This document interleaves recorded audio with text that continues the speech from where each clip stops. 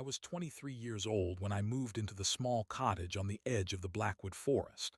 It was a modest structure made of weathered gray stone and heavy timber beams that looked as though they had been harvested from the surrounding woods over a century ago. At the time, I felt like I had found the deal of a lifetime. The rent was incredibly low, and the landlord did not even ask for a security deposit. He just handed me the heavy iron key and told me that he preferred it if I did not call him unless there was a massive flood or a fire. I should have seen that as a warning sign, but I was young and desperate for a quiet place to finish my graduate thesis. I wanted isolation.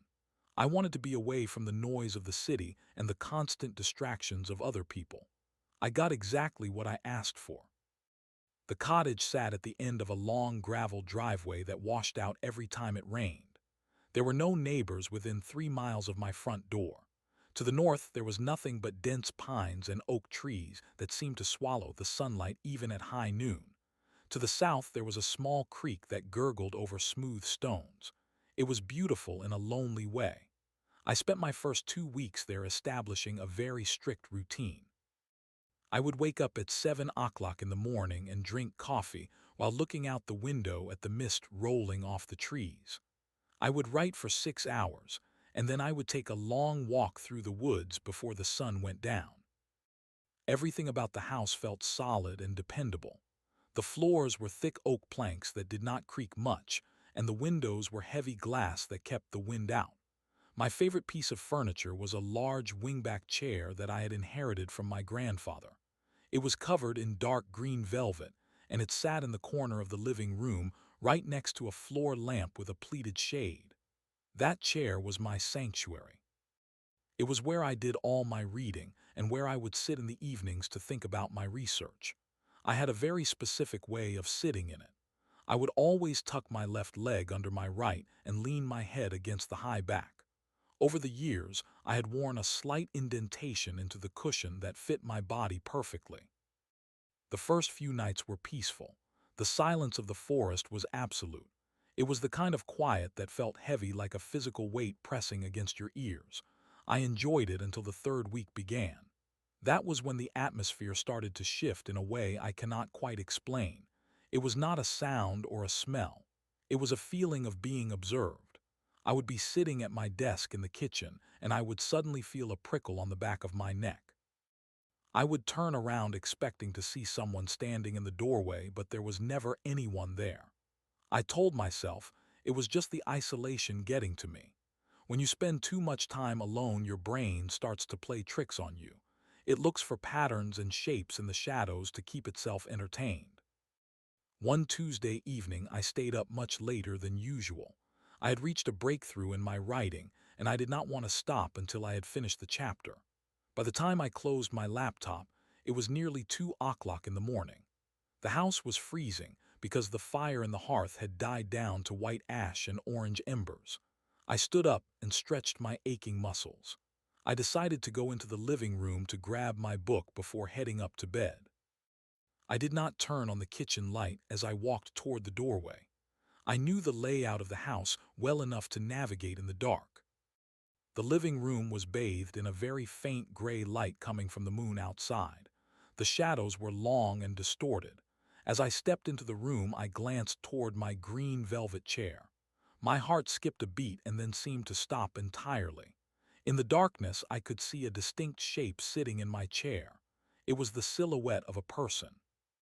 They were sitting perfectly still with their backs straight, and their head tilted slightly to one side, as if they were listening to something far away. I froze in the middle of the room. My breath hitched in my chest, and I felt a cold wave of adrenaline wash over me from head to toe. I could see the outline of shoulders and the curve of a head.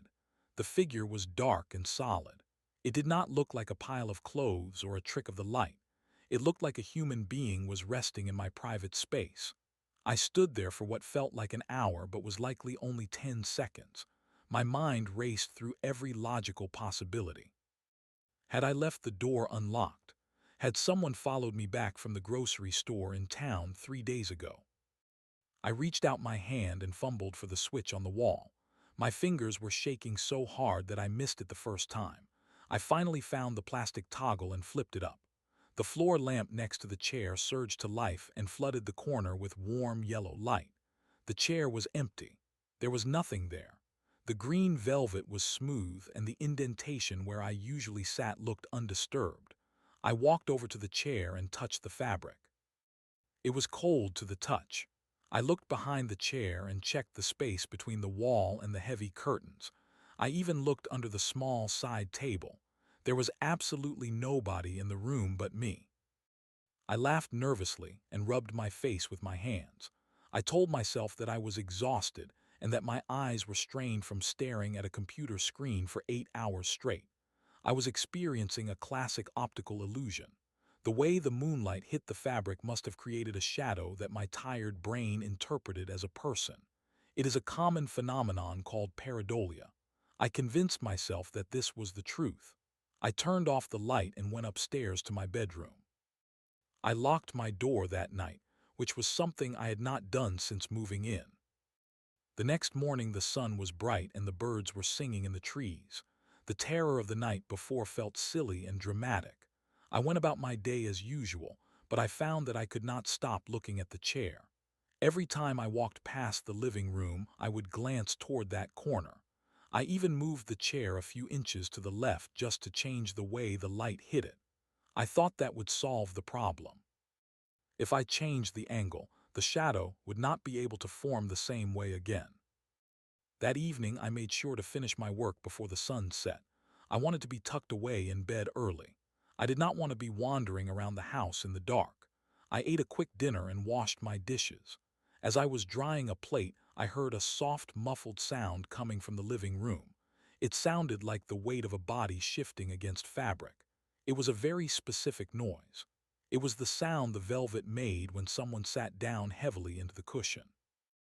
I dropped the dish towel and stood perfectly still. I listened with such intensity that I could hear the blood rushing through my veins. The house was silent again. I told myself it was just the wood settling or perhaps a branch hitting the exterior wall.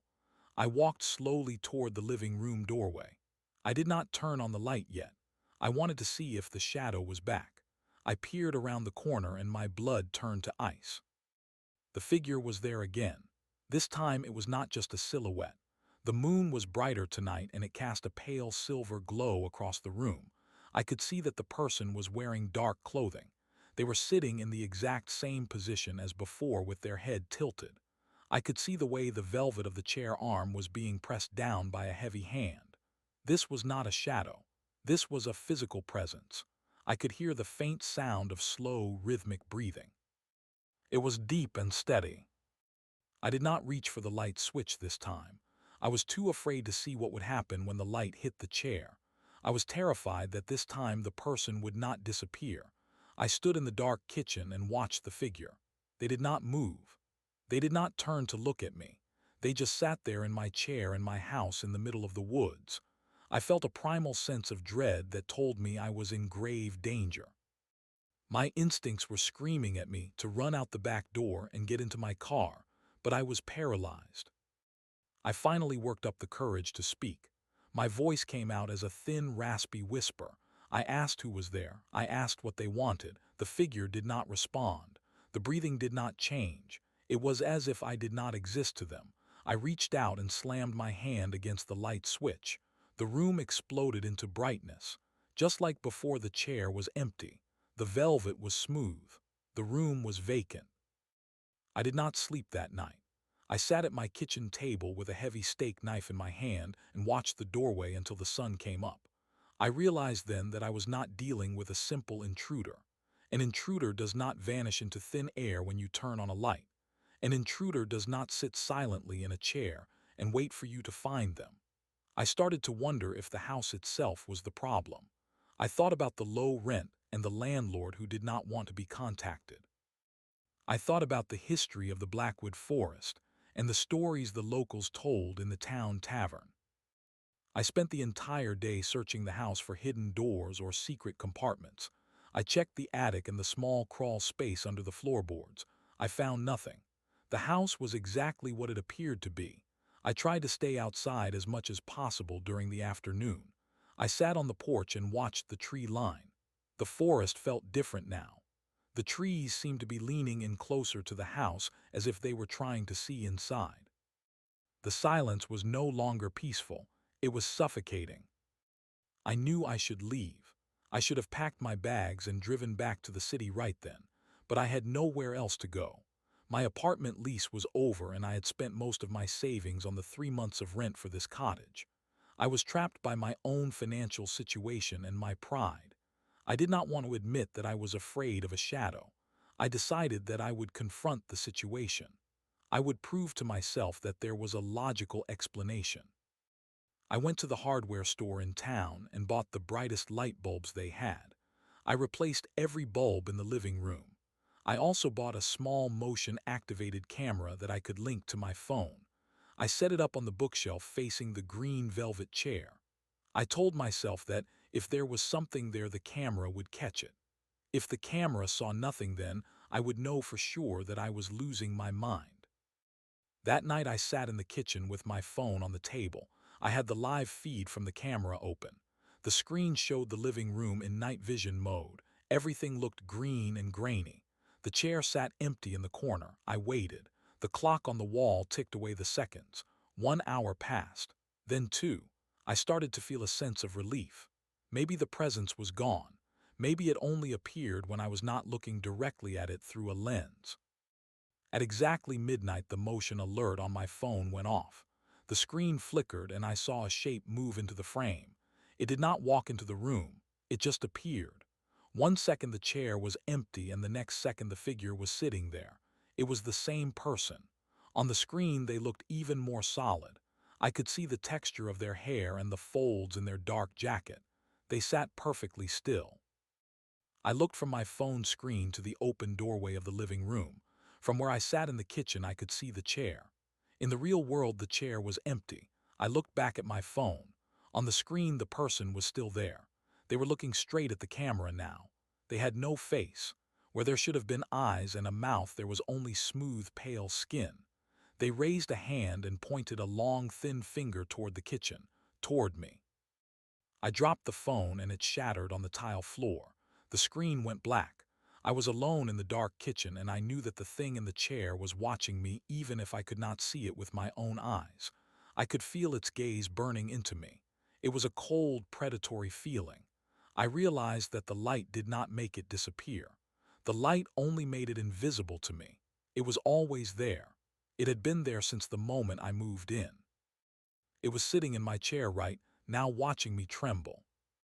I backed away toward the rear exit of the cottage. I did not grab my coat or my keys. I just wanted to get out. I pushed open the heavy wooden door and ran into the night. The air was freezing and the ground was damp with dew. I did not stop until I reached the gravel driveway. I looked back at the house. Every window was dark except for the kitchen where I had left a small light on. As I watched, I saw the living room light turn on by itself. It was the bright yellow light from the floor lamp I had just outfitted with the new bulbs. Through the window, I could see the green velvet chair. It was empty. Then the light turned off. Then it turned on again. It began to strobe rapidly. On and off, on and off. In the flashes of light, I saw the figure. It was standing now. It was no longer sitting in the chair. It was standing by the window looking out at me. Each time the light flashed, the figure was closer to the glass. I turned and ran down the driveway. I did not care about my car or my belongings. I ran until my lungs burned and my legs felt like lead. I reached the main road and kept running until a truck driver pulled over to help me. He asked me what was wrong and I could not even find the words to tell him. I just pointed back toward the forest. He took me to the police station in the next town over. The officers were kind, but they clearly thought I was on drugs or having a mental breakdown. They sent a car out to the cottage the next morning.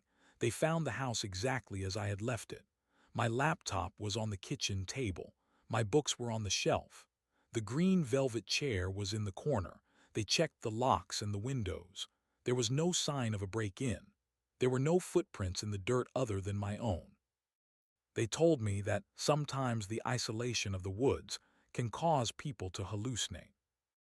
I never went back to that house. I hired a moving company to get my things, and I told them they could keep the green velvet chair. I did not want it in my life anymore. The movers called me a few days later to tell me they had finished the job. The head mover sounded a bit shaken on the phone. He asked me if I had lived there alone. I told him that I had. He paused for a long time and then said that when they went to pick up the chair, they found something strange. He said that the velvet on the seat was warm. Not just a little bit warm, but as if someone had been sitting in it for hours and had only just stood up a few seconds before they entered the room. He also mentioned that when they loaded the chair into the truck, he looked back at the house and saw someone standing in the upstairs window. It was a person in a dark jacket with no face. I moved back to the city and took an apartment in a high-rise building with a doorman and bright hallway lights that never turn off. I do not sit in wingback chairs anymore. I have a hard plastic stool in my kitchen and a minimalist sofa with no deep corners. I try to stay busy, and I never stay up past midnight. But sometimes when the city gets quiet in the early hours of the morning, I feel a familiar prickle on the back of my neck. I feel like someone is standing behind me waiting for me to turn off the light. I know that they are out there. They are sitting in a chair somewhere waiting for the next person who wants a little bit of peace and quiet in the woods. Despite the terror that drove me from the Blackwood Forest, the memory of that faceless figure did not fade with the distance of miles or the passing of months. I found myself living in a state of hypervigilance that made the city feel like a cage rather than a sanctuary. Every shadow in my new apartment seemed to stretch toward me with malicious intent. I could not sleep without every light in the hallway and the kitchen burning a hole through the darkness. The sound of the elevator in the hall or the distant siren of an ambulance would make me jump. I realized that the house in the woods had not just frightened me. It had changed the way my brain processed the world. I was no longer a man of logic and research.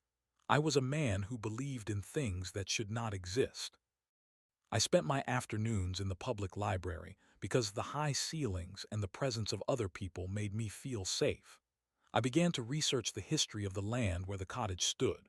I searched through old property records and local newspaper archives that had been digitized. I found that the house had been built in the early 1900s by a man named Elias Thorne. He was a woodworker who lived alone after his wife passed away from a sudden fever. According to the records, Elias was known for his craftsmanship, but also for his extreme reclusive nature.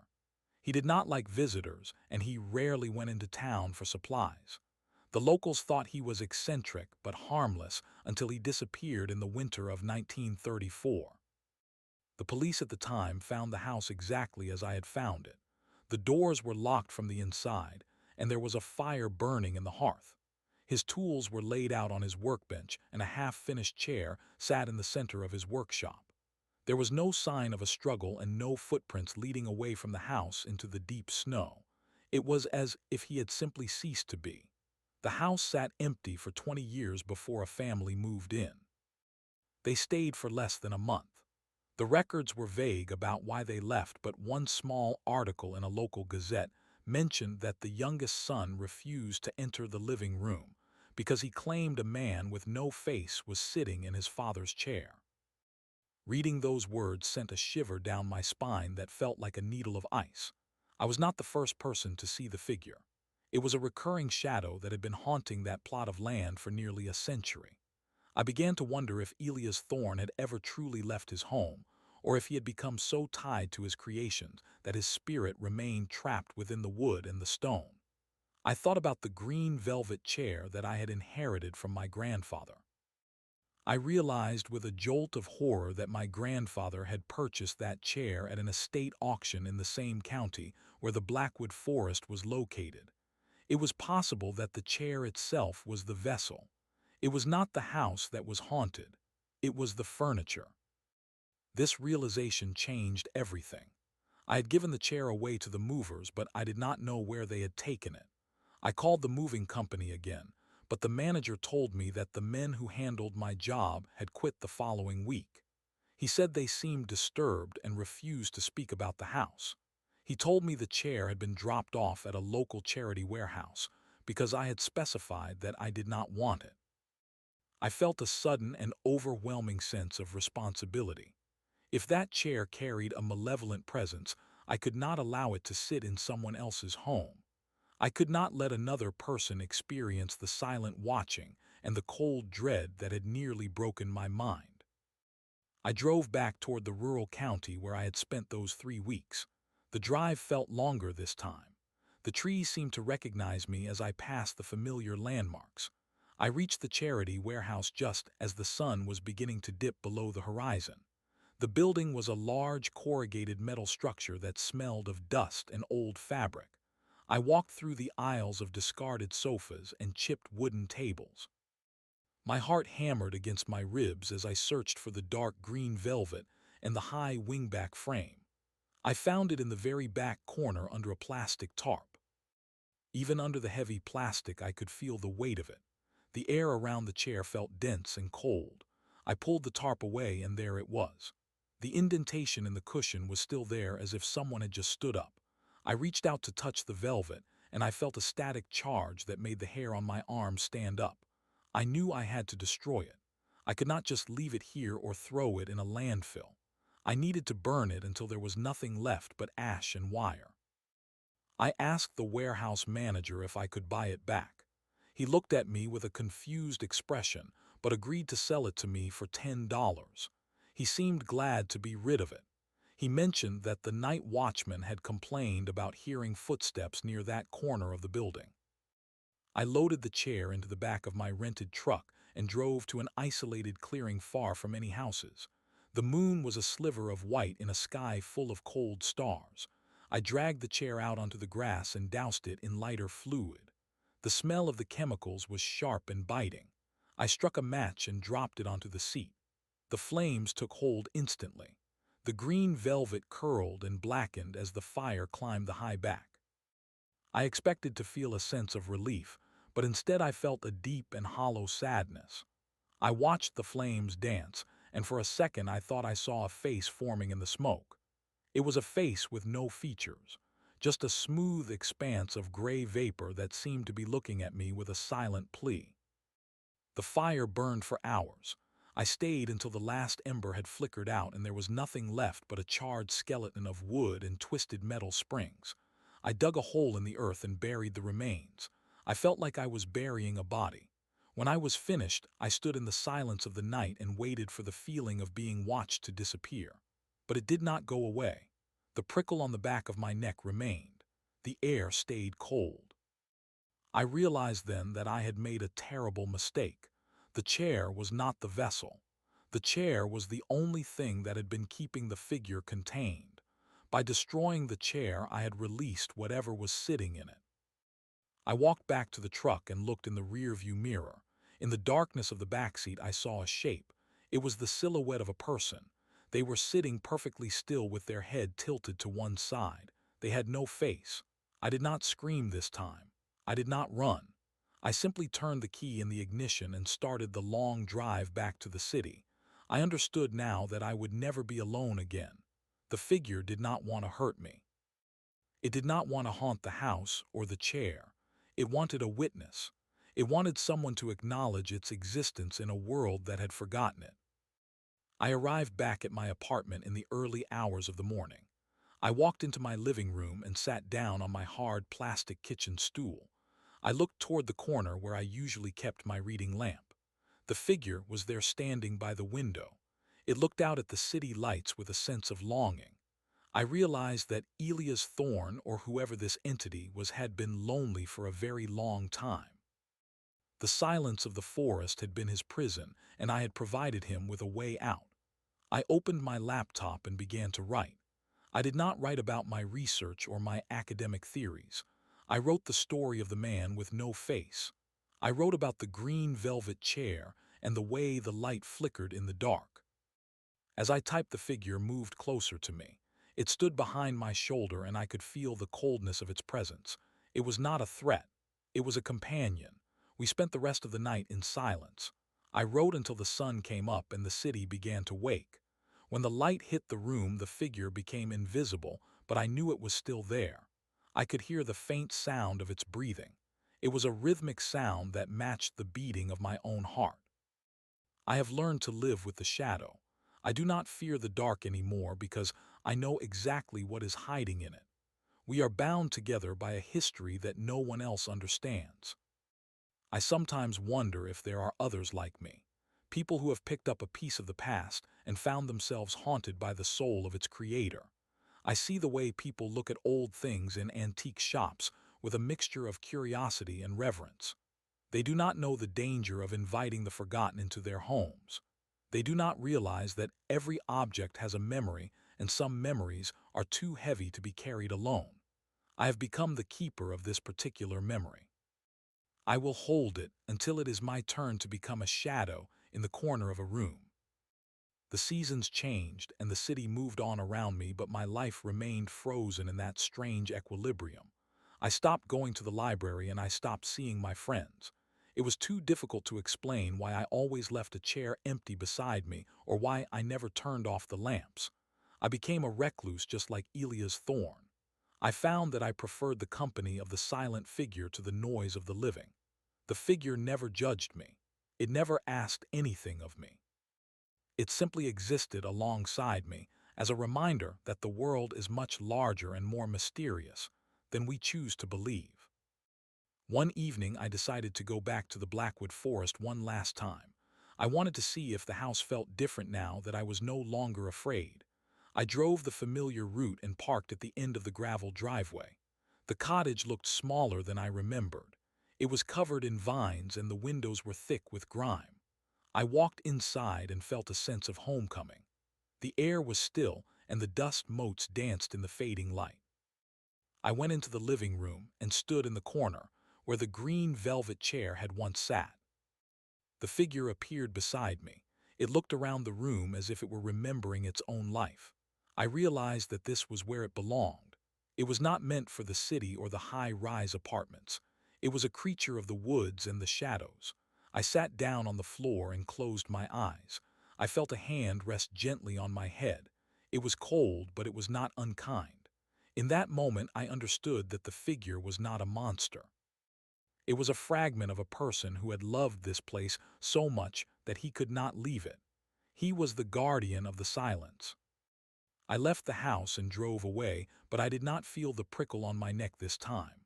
The weight had lifted. The figure had stayed behind in the cottage where it belonged. I returned to the city and finally turned off the lights in my apartment. I slept in the dark for the first time in months. I dreamed of the forest and the creek, and the way the mist rolls off the trees at 7 o'clock in the morning. I dreamed of a man with a face full of peace sitting in a green velvet chair. I realized that some things are meant to stay in the shadows, and some stories are meant to be told only to the wind. The house in the Blackwood Forest still stands. It is waiting for the next person who seeks a quiet place to write or to think. The rent is low and the landlord is distant. The floors are thick oak and the windows are heavy glass. If you go there, you might find a sense of peace that you have never known. But if you sit in the corner of the living room in the middle of the night, you might feel a shift in the atmosphere. You might see a silhouette in the moonlight. Do not be afraid. Do not reach for the light switch. Just sit quietly and listen to the breathing of the house. It has many things to tell you if you are willing to hear them. I have finished my book now. It is a story about the things we leave behind and the things that refuse to stay gone. I dedicated it to Elia's thorn. I do not know if anyone will ever read it or if they will believe a word of it. It does not matter. I did not write it for the world. I wrote it for the shadow in the chair. I wrote it to give a voice to the voiceless. Now when I walk through the city, I look at the old buildings and the discarded furniture on the sidewalk with a new perspective. I see the ghosts in the wood and the spirits in the stone. I know that we are never truly alone. We are surrounded by the echoes of those who came before us, and sometimes, if we are very lucky, they choose to sit with us for a while. The city is loud and bright and full of life, but I still keep a small corner of my apartment empty. I do not put a chair there. I do not put a lamp there. I leave it for the silence. Every now and then I feel a familiar coldness in the air and I know that a friend has come to visit. We do not speak. We do not move. We just exist together in the quiet space between the light and the dark. It is a beautiful way to live, and it is a lonely way to die. But in the end, we are all just shadows waiting for someone to turn on the light and see us for who we really are. I am no longer the man I was when I first drove into the Blackwood Forest. I am someone who has seen the face of the invisible and found it to be a reflection of my own soul. The journey is over and the story is complete. The rest is just silence and the sound of the wind through the pines. The silence of my city apartment began to feel less like a sanctuary and more like a waiting room. I thought that by burning the chair and returning to the forest, I had closed the door on the man with no face, but the human mind is not so easily repaired. Memory is a physical thing. It lives in the pulse of the throat and the tension of the shoulders. I found myself walking the streets of the city at night because the movement of the crowd offered a distraction from the stillness of my own rooms. I watched the faces of strangers under the orange glow of the street lamps and wondered how many of them carried their own shadows. I saw an old woman sitting on a park bench clutching a moth-eaten shawl, and I wondered if she heard voices in the wind. I saw a young man staring at a blank window in a basement apartment, and I wondered if he was waiting for a figure that never arrived. I began to realize that my experience in the Blackwood Forest was not an isolated incident of the supernatural, but a symptom of a much larger truth. The world is full of discarded things that hold onto the essence of their owners. Every thrift store is a graveyard of intentions. Every antique shop is a gallery of ghosts. I became obsessed with the idea of residual energy. I spent my days in the back of dusty shops touching the surfaces of wooden bureaus and metal birdcages. I was looking for that specific vibration of life that I had felt in the green velvet chair. I wanted to know if Elia's thorn was the only one, or if there were others who had become entangled in the objects they left behind. In a small shop in the basement of a brick building near the docks, I found a silver mirror with a frame carved into the shape of ivy vines. When I looked into the glass, I did not see my own reflection at first. I saw a room filled with candlelight and a woman brushing her hair. The image lasted for only a fraction of a second before my own tired face reappeared, but the sensation of coldness was unmistakable. I did not buy the mirror. I did not want to invite another guest into my life, but the encounter confirmed my suspicion. The fabric of reality is thin, and it is worn through in places where human emotion has been most concentrated. I returned to my writing with a new intensity. The book about the man with no face was finished, but I felt there was more to say. I began to document the stories of the objects I found in the city. I wrote about the silver mirror and the piano in the hotel lobby that played a single discordant note every night at 3 o'clock in the morning. I wrote about the leather boots in the window of the cobbler shop that seemed to move an inch to the left whenever the sun went down. I was no longer just a witness to one haunting. I was becoming a chronicler of the invisible world. My apartment began to change as well. Although I had removed the furniture that could hold a shadow, the space itself started to absorb my own presence. I noticed that the light in the hallway would dim when I walked past even though the bulbs were new. I saw that the water in my glass would ripple when there was no vibration in the floor. I was becoming part of the environment in a way that felt permanent. I stopped wearing a watch because time no longer seemed to move in a straight line. Morning would bleed into afternoon, and I would realize I had been sitting on my plastic stool for 6 hours without moving. I received a letter in the mail from the daughter of the man who had owned the moving company. She told me that her father had passed away, and that among his belongings she had found a small wooden box with my name on it. She asked if I would like to come and collect it. I felt a surge of apprehension. I had not spoken to anyone from that period of my life in a long time. I drove to her house in the suburbs where the lawns were perfectly manicured, and the sun felt too bright for the secrets people kept inside. The woman was kind and had eyes that looked like they had seen too much grief. She handed me the box and told me that her father had been terrified of it. He had kept it locked in a safe in the garage, and had left instructions that it should only be returned to the man from the house in the woods. I took the box back to my car and sat there for a long time before opening it. Inside was a single brass key and a photograph. The photograph was old and yellowed at the edges. It showed Elias Thorne standing in front of his cottage. He was a tall man with broad shoulders and a face that was full of a quiet and deep intelligence. Beside him stood a woman with a smile that seemed to light up the dark trees behind her. I turned the photograph over and saw words written in a cramped and precise hand. The message said that the wood remembers the touch of the maker, and the stone remembers the heat of the fire. It said that nothing is ever truly lost as long as there is a place for it to rest. I realized that the brass key belonged to a cabinet or a chest that I had missed during my stay at the cottage. There was one more piece of the puzzle hidden back in the Blackwood forest. The pull of the woods was stronger than ever. I knew that I could not stay in the city any longer. The bright lights and the noise were a mask that hid the truth of my existence. I packed a small bag and gave the keys of my apartment to the doorman.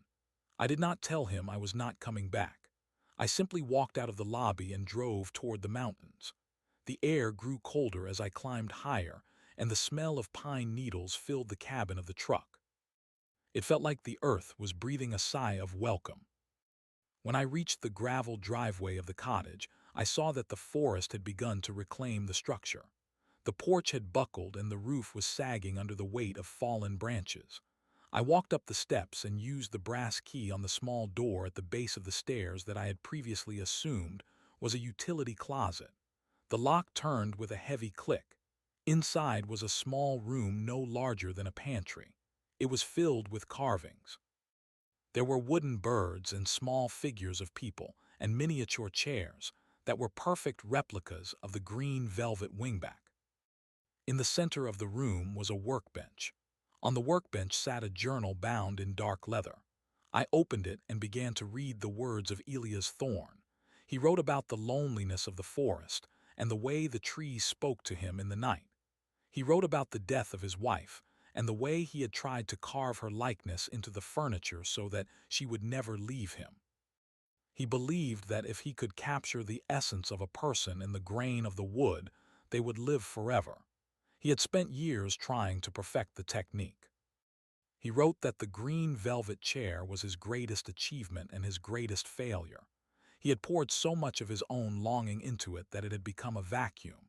It did not hold the spirit of his wife. It held the hunger of his own soul. He realized too late that he had created a doorway that could not be closed. He had become a prisoner of his own creation. The man with no face was not a ghost in the traditional sense. It was the physical manifestation of the silence that Elias had invited into his home. I sat in the small room and felt the presence of Elias Thorne all around me. He was not standing in the corner or watching from the window. He was in the very air I was breathing. I understood then that I was not a victim of a haunting. I was an apprentice. I had been chosen to carry on the work of observing the stillness. I picked up a carving tool from the bench and felt the weight of it in my hand. It felt natural. It felt right. I spent the next few days cleaning the cottage. I repaired the porch and cleared the debris from the roof. I did not need the city anymore. I did not need the bright lights or the doorman. I had the forest and I had the silence. I began to carve. I started with small things like spoons and bowls, and then I moved on to larger projects. I found that when I worked the wood, the prickle on the back of my neck disappeared. The figure with no face would sit on the floor near my workbench and watch me. We were no longer stranger and shadow. We were two parts of the same story. I realized that the fear I had felt before was simply the resistance of a mind that did not want to let go of the world of logic. Once I accepted that the world is a place of mystery, the fear transformed into a kind of reverence. I understood that the man with no face was waiting for me to finish what Elias had started. He was waiting for a place to truly belong. I decided to build a new chair. Not a chair of velvet and wire, but a chair of solid oak and deep carvings that told the history of the Blackwood forest. I worked through the autumn and into the winter. The snow piled up against the windows, and the wind howled through the trees, but the cottage was warm and full of the smell of fresh wood shavings. I carved scenes of the creek and the mountains, and the faces of the people I had seen in the city. I carved the image of the woman from the photograph, and the image of the old man who had sold me the chair. I carved my own face into the armrests. When the chair was finished, I placed it in the center of the living room. It was a massive and imposing piece of furniture that seemed to anchor the entire house to the earth. I sat in it and felt the strength of the wood beneath me. I felt the connection to the land and the history of the people who had lived here before. The figure with no face approached the chair, and for the first time I saw a change in its form. The gray vapor began to solidify. The features of a man started to emerge from the mist. It was Elias Thorne. He looked exactly as he had in the photograph, but his eyes were full of a peace that surpassed understanding. He looked at me and nodded. He did not need to speak. The silence said everything that needed to be said. He sat down in the chair beside me, and I felt a warmth spread through the room. The coldness that had followed me for months was gone. The house was no longer haunted. It was inhabited. I stay in the cottage now, and I continue to carve. I sell my work to the people in the town who think I am just another eccentric hermit living in the woods. They do not know that each piece of furniture I create carries a small part of the silence within it. I am careful with my craft. I do not create vessels of hunger. I create places of rest. I have learned that the past does not have to be a burden. It can be a foundation. Sometimes in the evening I sit on the porch and watch the mist roll off the trees. I see the shadows moving in the dark, and I know that they are not something to be feared. They are just the memories of the world trying to find a way home. I am the keeper of the gate. I am the one who listens to the breathing of the forest and the heartbeat of the wood. I have found my peace and quiet in the Blackwood forest, and I will never leave it again. The man with no face is gone, but his legacy remains in the steady hand that holds the chisel and the heart that no longer fears the dark. The cycles of the moon and the turning of the leaves are the only clocks I follow. The city is a dream that has faded into a distant and noisy memory. I have found that when you stop running from the shadows, they stop chasing you. They simply walk beside you until you are ready to sit down and rest. I am ready now. I am part of the wood and the stone and the silence. I am the voice of the Blackwood forest, and my story is carved into the very walls of this house. There is nothing left to fear, and there is nothing left to hide.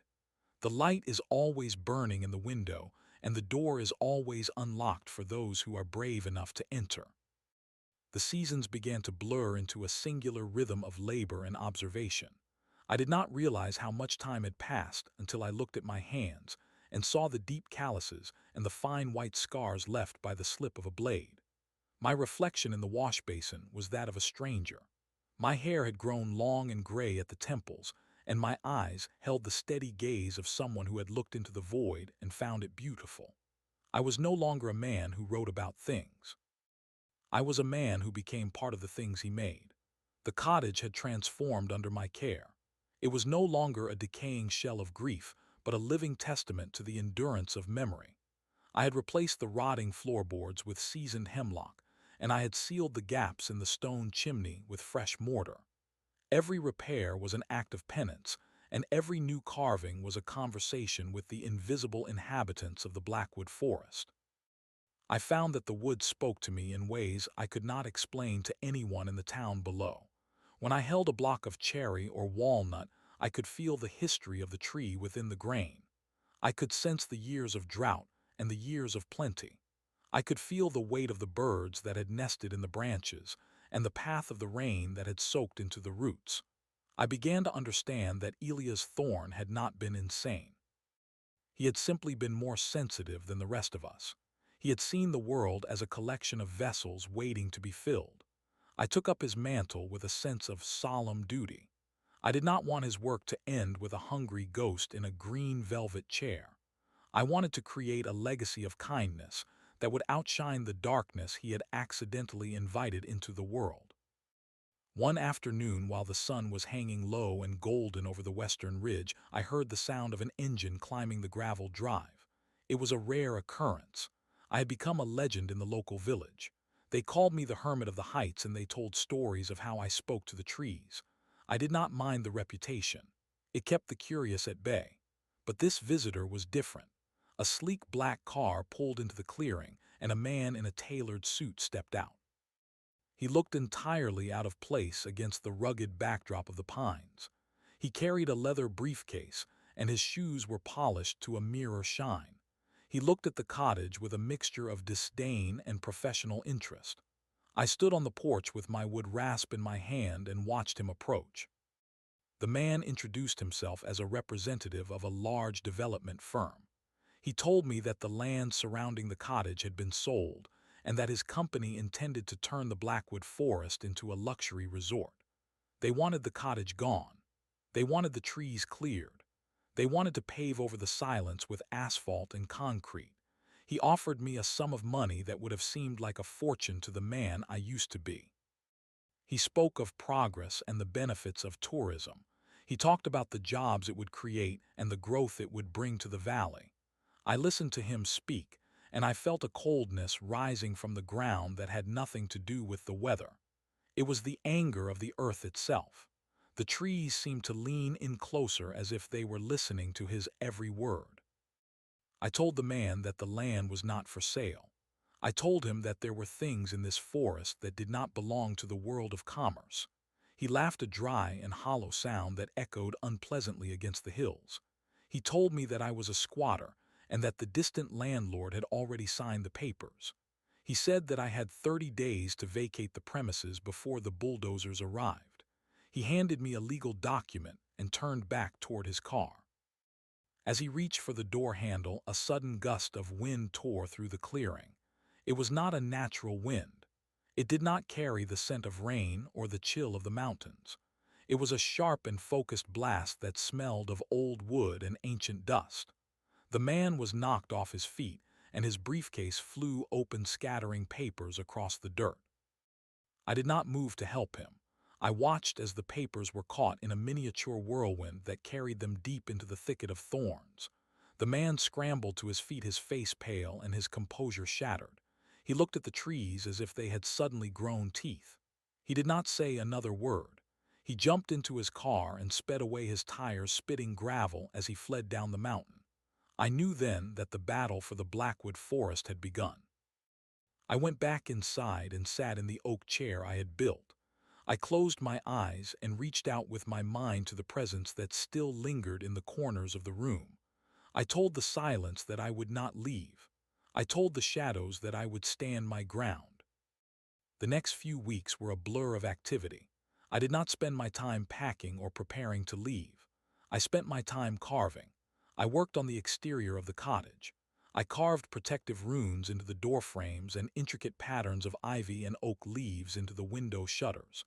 I wanted to turn the entire house into a fortress of memory. I went into the woods and found the oldest trees, the ones that had stood since before the first settlers arrived. I sat at their roots and listened to their slow and heavy heartbeats. I asked them for their strength. I felt a deep and vibrating hum beneath the soil, as if the very bones of the mountain were shifting in response to my plea. The development company sent more men.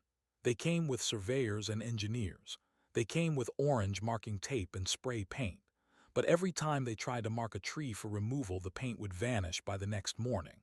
The tape would be found shredded and hanging from the highest branches like festive streamers. The machinery would not start. The engines would cough and die as if the fuel had been replaced with swamp water. The workers began to talk of a curse. They spoke of seeing a tall man with broad shoulders, standing in the mist watching them with eyes that were not human. They spoke of hearing the sound of a wood rasp at midnight, even when the cottage was dark. I stayed within the walls of my sanctuary and continued my work. I was carving a series of panels for the living room walls. Each panel depicted a different aspect of the forest history. I carved the arrival of Elias Thorne and the building of the cottage. I carved the sorrow of his loss and the creation of the green velvet chair. I carved my own arrival and the way the shadows had tested me. As I worked, I felt the presence of Elias standing behind me. He was no longer a frightening figure of gray mist. He was a solid and comforting shadow. He guided my hand when the grain was difficult, and he whispered secrets of the wood into my ear. We were a team of two men separated by death, but united by a single purpose. The final confrontation came on a Tuesday morning at 10 o'clock. The air was heavy with the scent of ozone, and the sky was a bruised shade of purple. A fleet of heavy machinery arrived at the base of the driveway. There were 3 bulldozers and a massive excavator. The man in the suit was back, and this time he brought a crew of armed security guards. He looked determined to end the stalemate. He shouted through a megaphone for me to come out with my hands up. He said that I was interfering with a legal operation and that I would be arrested if I did not comply. I did not answer him. I sat in my oak chair and waited. I felt the pulse of the house beating in time with my own. The first bulldozer began to crawl up the drive. Its metal tracks ground the gravel into powder, and its yellow blade was lowered like a spear. Just as it reached the edge of the clearing, the ground began to tremble. It was not an earthquake. It was the roots of the trees rising up from the earth. Thick and gnarled cables of wood burst through the surface of the driveway. They wrapped themselves around the tracks of the bulldozer and pulled with a force that defied the laws of physics. The massive machine was tipped onto its side like a toy. The driver scrambled out of the cab and ran screaming back toward the road. The other machines tried to turn around, but the forest had already closed in behind them. The trees had moved. It sounds impossible, but I saw it with my own eyes. The pines and the oaks had stepped into the path, blocking the exit with a wall of ancient timber. The security guards fired their weapons into the air, but the sound was swallowed by the thick atmosphere. The bullets did not hit anything. They seemed to slow down and drop to the ground as if the air itself had become thick as honey. The man in the suit was frozen in place, his megaphone falling from his nerveless fingers. He looked up and saw the shadows emerging from the woods. There were hundreds of them. They were not just the shadows of people. They were the shadows of animals that had long since passed away. They were the echoes of every living thing that had ever called the Blackwood Forest home. They did not attack. They simply stood there in a silent circle around the intruders. The weight of their collective memory was more powerful than any weapon. The men felt the crushing pressure of 1,000 years of existence. They felt their own insignificance in the face of the eternal. One by one, they dropped their tools and their pride. They turned and fled on foot, scrambling through the undergrowth and disappearing into the fog. The machines were left behind to be consumed by the earth. Within a matter of months, the metal was covered in moss, and the cabs were filled with nesting birds. The development company declared bankruptcy, and the land was eventually purchased by a conservation trust that promised to leave it forever wild. I was allowed to stay in the cottage as the official caretaker. I do not receive a salary, and I do not need one. The forest provides everything I require. I have my garden and my carvings, and I have the company of my friends. The green velvet chair is gone now. I dismantled it and used the wood to build a small shrine near the creek. It is a place where the shadows can go to rest when they are tired of wandering. I kept the velvet fabric and used it to line a box for my carving tools. The hunger that once lived in that chair has been transformed into a quiet contentment. I have learned that the things we leave behind are not just ghosts. They are the seeds of what we will become. We are all carving our own stories into the world, and it is up to us to decide if those stories will be told in light or in shadow. I am an old man now, and my hands are no longer as steady as they once were. I spend more time sitting on the porch than I do at the workbench. I watch the new generations of trees growing tall and strong, and I see the children of the animals I once knew. The forest is a living thing, and I am a small part of its breath. I know that my time is coming to an end. I can feel the call of the wood growing stronger every day. I am not afraid. I have made my peace with the silence. I have finished the work that Elia's thorn started, and I have found a place where I truly belong. When the day comes for me to leave this body, I know exactly what will happen. I will not go to a place of clouds and harps. I will simply step into the grain of the oak chair. I will become the warmth in the wood and the shadow in the corner. I will be the one who listens to the breathing of the house and the one who watches over the next person who seeks a quiet place to write or to think. I will tell them the stories of the Blackwood Forest, and I will teach them that the dark is not a place of fear but a place of rest. The cycle will continue, and the silence will remain. It is a beautiful way to live, and it is a beautiful way to stay. The house still stands. The rent is free if you know how to pay with your soul. The floors are thick oak and the windows are heavy glass. If you go there, you might find the peace you have been looking for. Just remember to be quiet and to listen. The forest has many things to tell you, and the shadows are always ready to sit with you for a while. Do not reach for the light switch. Just let the darkness hold you. You are never truly alone in the Blackwood Forest. You are simply home. The sun began its long descent behind the jagged peaks of the Blackwood Range, casting shadows that stretched across the clearing like reaching fingers. I sat on the edge of the porch and felt the cool air of the evening settle into my lungs. The victory over the development firm had brought a temporary stillness to the valley, but I knew that the world outside would not remain silent forever. Greed is a persistent vine that seeks to choke the life out of anything it cannot own. I looked at the rusted hulk of the abandoned bulldozer at the edge of the drive. It was already being claimed by the earth. Morning glory vines twisted through the iron tracks, and a thick layer of moss had begun to carpet the yellow metal. It was a monument to the futility of trying to conquer a place that has its own will. I realized that my role as the caretaker was expanding beyond the walls of the cottage. The forest was breathing in a different rhythm now. It was as if the mountain had tasted its own power and found it satisfying. I walked down the steps and followed the overgrown path toward the creek where I had built the shrine. The air here was always 10 degrees cooler than in the clearing. The water rushed over smooth gray stones, and the sound was like 1,000 voices whispering at once. I knelt by the small structure I had made from the wood of the green velvet chair. It was a simple box of polished timber with a roof of overlapping slate. Inside, I had placed a single smooth stone from the riverbed.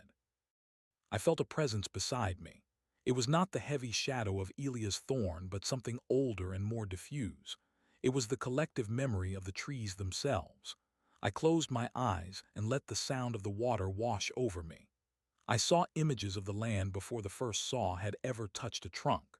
I saw the great fires that had swept through the valley 500 years ago, and the way the ash had nourished the soil for the next generation.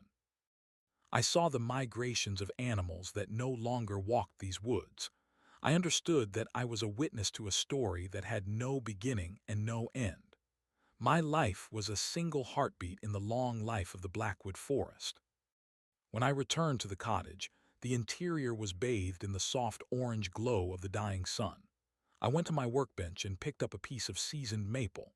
I did not have a plan for it. I simply let my hands find the shape within the wood. As the shavings fell to the floor, I thought about the city I had left behind. I thought about the people who lived their lives in boxes of steel and glass, never knowing the weight of the silence or the taste of the mountain air. I felt a sudden pang of pity for them. They were starving for something they could not name. They sought fulfillment in objects and status, while the very earth beneath them was crying out to be heard.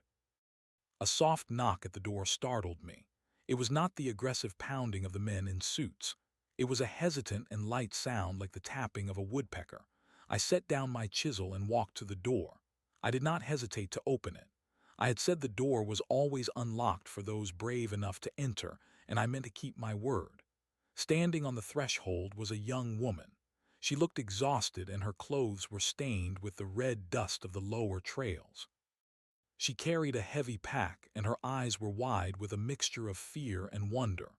She looked at me, and then at the carvings that lined the walls. She told me her name was Clara. She had come from the city because she had heard the stories. She was an artist who had lost her vision in the noise of the streets. She said she had been walking for 3 days following a pull she could not explain. She asked if she could stay for a night. I stepped aside and motioned for her to enter.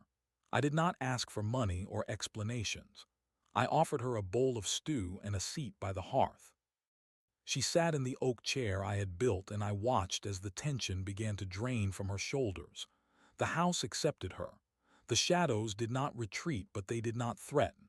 They watched her with a quiet curiosity. Clara stayed for more than one night. She stayed for a week and then a month. She did not speak much at first.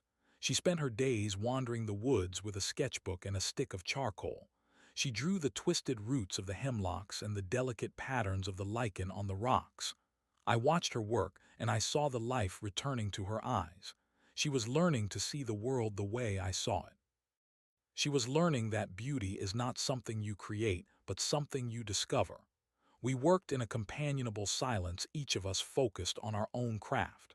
She brought a new energy to the cottage, a lightness that balanced the deep gravity of the memories that lived there. One evening, as we sat by the fire, she asked me about the man in the photographs. I told her about Elia's thorn and the hunger he had tried to trap in the wood. I told her about the figure with no face and the way the silence had claimed me. She listened with a steady gaze, her fingers tracing the grain of the table. She said that she felt him sometimes in the garden. She said he did not seem like a ghost to her. He seemed like a gardener who was waiting for the right season to bloom. I realized then that the legacy of the Blackwood Forest was safe. It would pass from one keeper to the next, ensuring that the silence would always have a voice. The seasons continued their slow dance. Winter arrived with a sudden and brutal cold that turned the creek to glass and draped the pines in heavy blankets of white.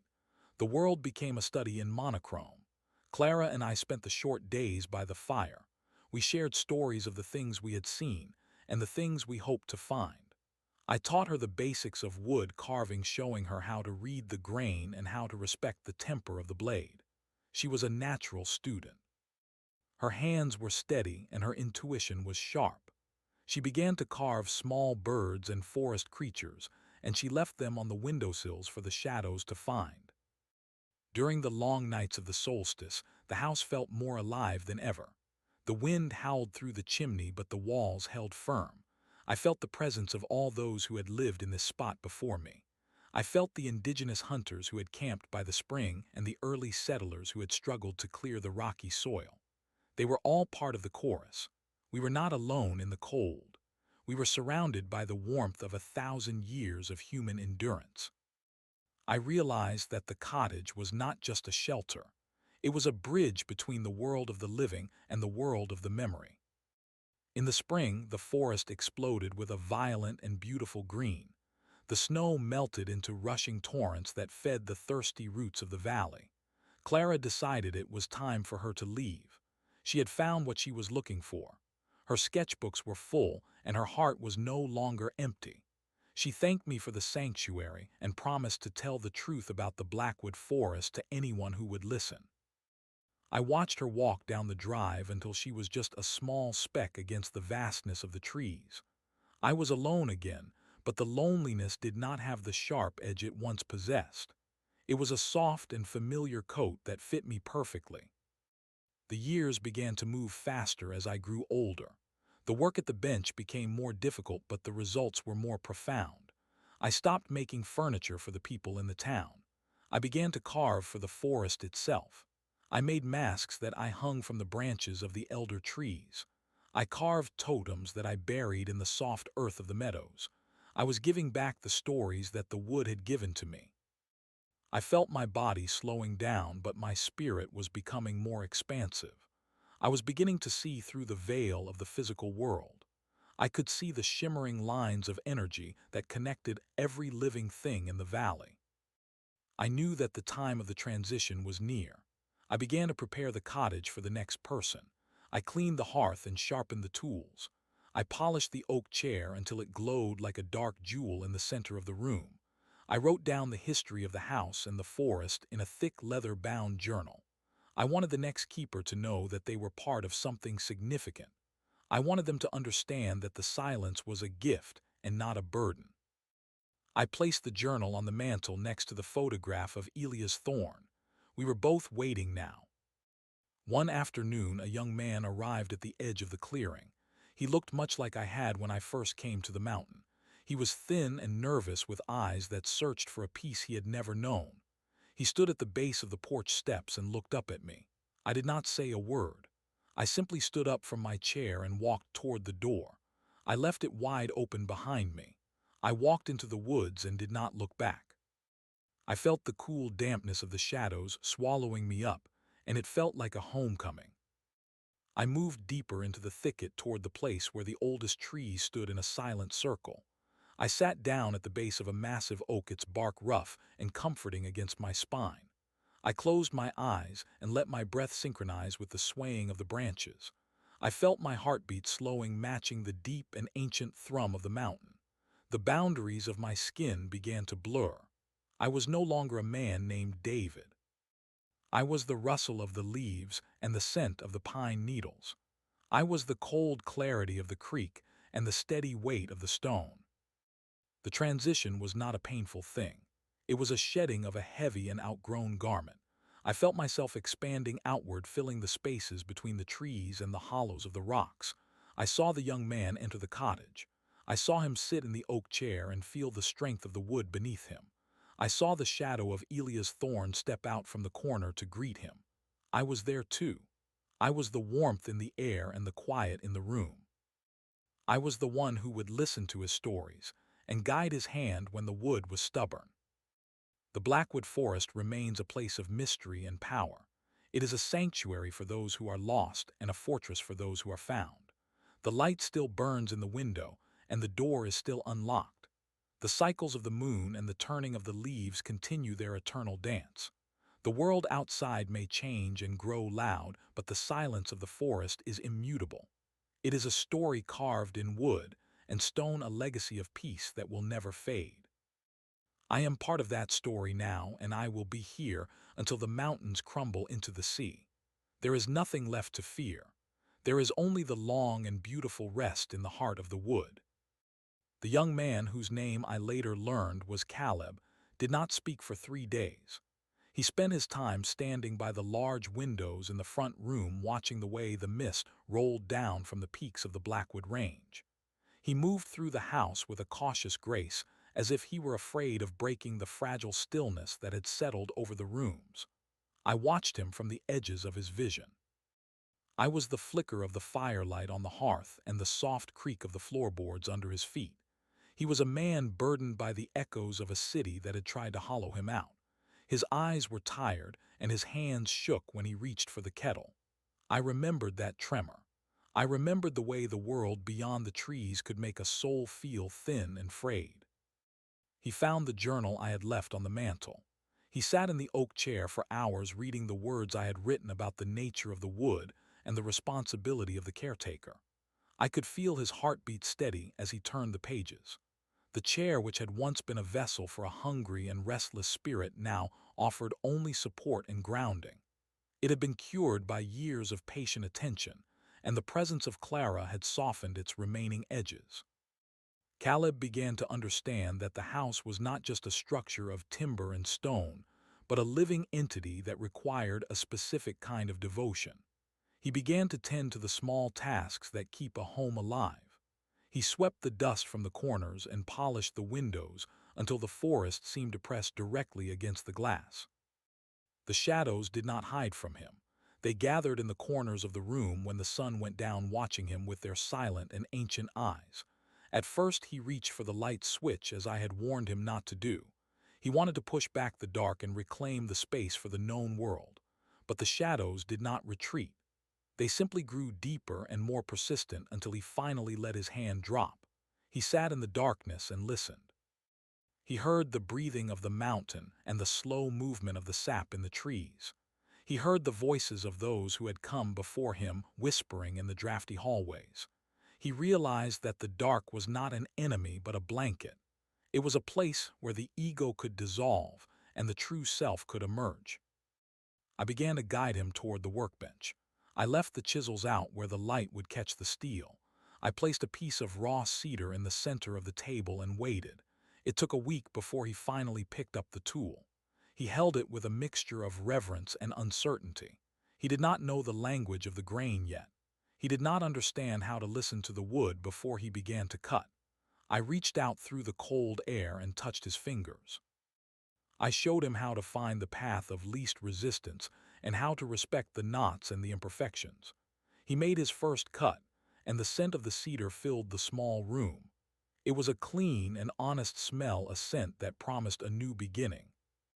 Caleb proved to be a different kind of student than Clara had been. Where she was fluid and intuitive, he was precise and methodical. He wanted to understand the mechanics of the forest.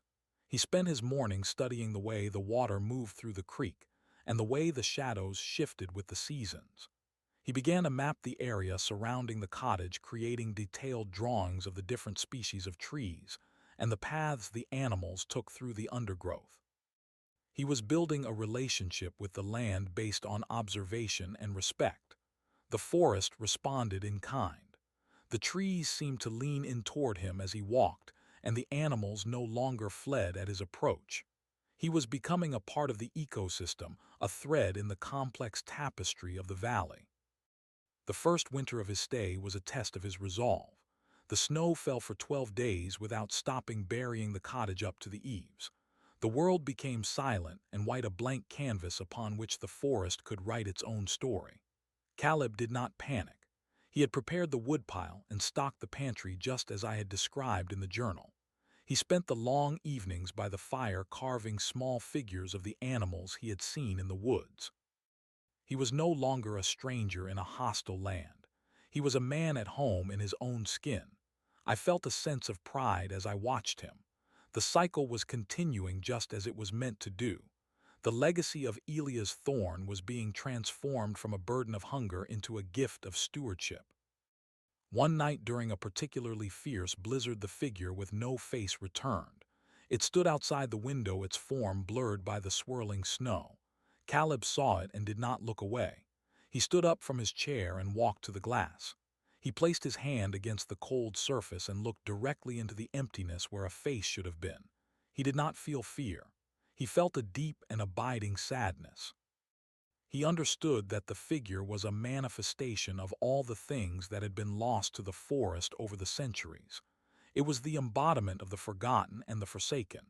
He bowed his head in a gesture of respect, and the figure slowly dissipated into the white wind. It had been acknowledged, and that was enough. As the years passed, Caleb grew into the role of the caretaker with a quiet and steady strength. He became a man of few words, but his actions spoke of a profound connection to the earth. He continued the work of placing carvings throughout the woods, creating a trail of hidden treasures for the forest to discover. He maintained the shrine by the creek, and he kept the garden thriving even in the leanest years. He never tried to leave the valley. He understood that he had found the place where his soul was meant to reside. He was the bridge between the past and the future, the one who would ensure that the Blackwood Forest remained forever wild. I remained with him, a silent companion in the House of Shadows. I watched as his hair turned gray and his hands grew gnarled like the roots of the ancient oaks. I saw the way he looked at the photograph of Elia's thorn and the journal I had left behind. He knew that he was not the owner of this place, but merely a guest who had been granted a temporary stay. He treated every tree and every stone with the same care he gave to his own tools. He was a man who had found peace, and in doing so he had brought peace to the forest. The hunger that had once threatened to consume the valley was now nothing more than a faint memory, a ghost that had finally been laid to rest. The house still stands and the forest still breathes. The machines of the men in suits have long since rusted away into nothingness, and the development company is a forgotten footnote in a dusty ledger. The land belongs to itself, as it always has and as it always will. The silence of the Blackwood Forest is a living thing, a presence that demands respect and offers sanctuary in return. If you ever find yourself wandering in the shadow of the mountains, and you see a light burning in a small cottage window, do not be afraid. It is a place of rest and a place of stories. Just remember to leave your pride at the edge of the woods and listen to what the shadows have to tell you. I am the warmth in the wood and the shadow in the corner. I am the rustle of the leaves and the scent of the pine needles. I am the silence that remains when the world grows too loud. I have found my place in the grain of the oak, and I am content. The story of the Blackwood Forest is a long one, and I am honored to be a part of its telling. We are all carving our own stories into the world, and it is a beautiful thing to know that some stories never truly end. They simply become part of the land waiting for the next person to come along and listen. The sun is setting again, and the shadows are growing long. It is time for the forest to dream, and I will dream with it. The young man, Caleb, eventually felt the same call that I had felt. He knew when his time as the physical caretaker was coming to an end.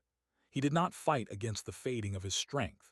He spent his final days sitting on the porch watching the new growth of the spring and listening to the return of the songbirds. He had prepared the cottage for the next person just as I had done. He had sharpened the tools and polished the furniture, and he had added his own stories to the leather-bound journal. He was ready to step into the wood and become a part of the silence. He was ready to join the chorus of the ancestors. When the next person arrived, a young man with eyes full of questions and a heart full of shadows, Caleb was there to greet him. He did not use words, but he offered a simple gesture of welcome. He stepped aside and let the newcomer enter the sanctuary. Then he walked into the trees and disappeared into the green depths of the valley. He became the whisper in the wind and the pattern in the bark. He became another guardian of the silence, another thread in the eternal tapestry of the Blackwood Forest. The cycle continued, as it always does, moving with the slow and steady rhythm of the earth itself. The cottage is never empty. There is always someone there to tend the fire and watch over the shadows. The rent remains the same, a commitment of the soul to the preservation of the wild. The forest provides for those who respect its power, and the silence offers a peace that cannot be found anywhere else. The world outside continues its frantic pace, but here in the heart of the wood time moves differently. It moves with the growth of the trees and the flow of the water. It is a place where the past and the future meet in a single moment of presence. It is a place where you are never truly alone because you are part of everything. I can feel the presence of the new caretaker. He is sitting in the oak chair now, holding a piece of wood in his hands. He is beginning to listen. He is beginning to understand the language of the grain. I will be here to guide him just as Elias Thorne and David and Caleb were guided. We are all part of the same story, a story of transformation and belonging. The shadows are gathering around him now, offering their silent companionship. He is not afraid. He is home. The Blackwood Forest has claimed another soul, and in doing so it has grown stronger. The silence remains, and it is a beautiful way to live and a beautiful way to stay. The mountains stand as silent sentinels watching over the valley. The creek continues its endless journey toward the sea. The trees reach for the sky, their roots deep in the ancient soil. Everything is as it should be. The dark is a place of rest, and the light is a gift of the morning. We are all carving our stories into the world, and here in the Blackwood Forest the stories are written in wood and shadow. They are stories of endurance and peace, of hunger and contentment. They are the stories of the land itself, and they will be told for as long as the wind blows through the pines. The cycle is complete, and yet it is always beginning.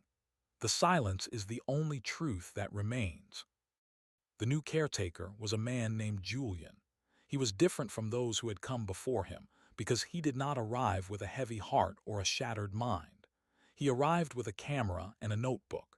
He was a seeker of truths that could be captured through a lens and recorded in ink.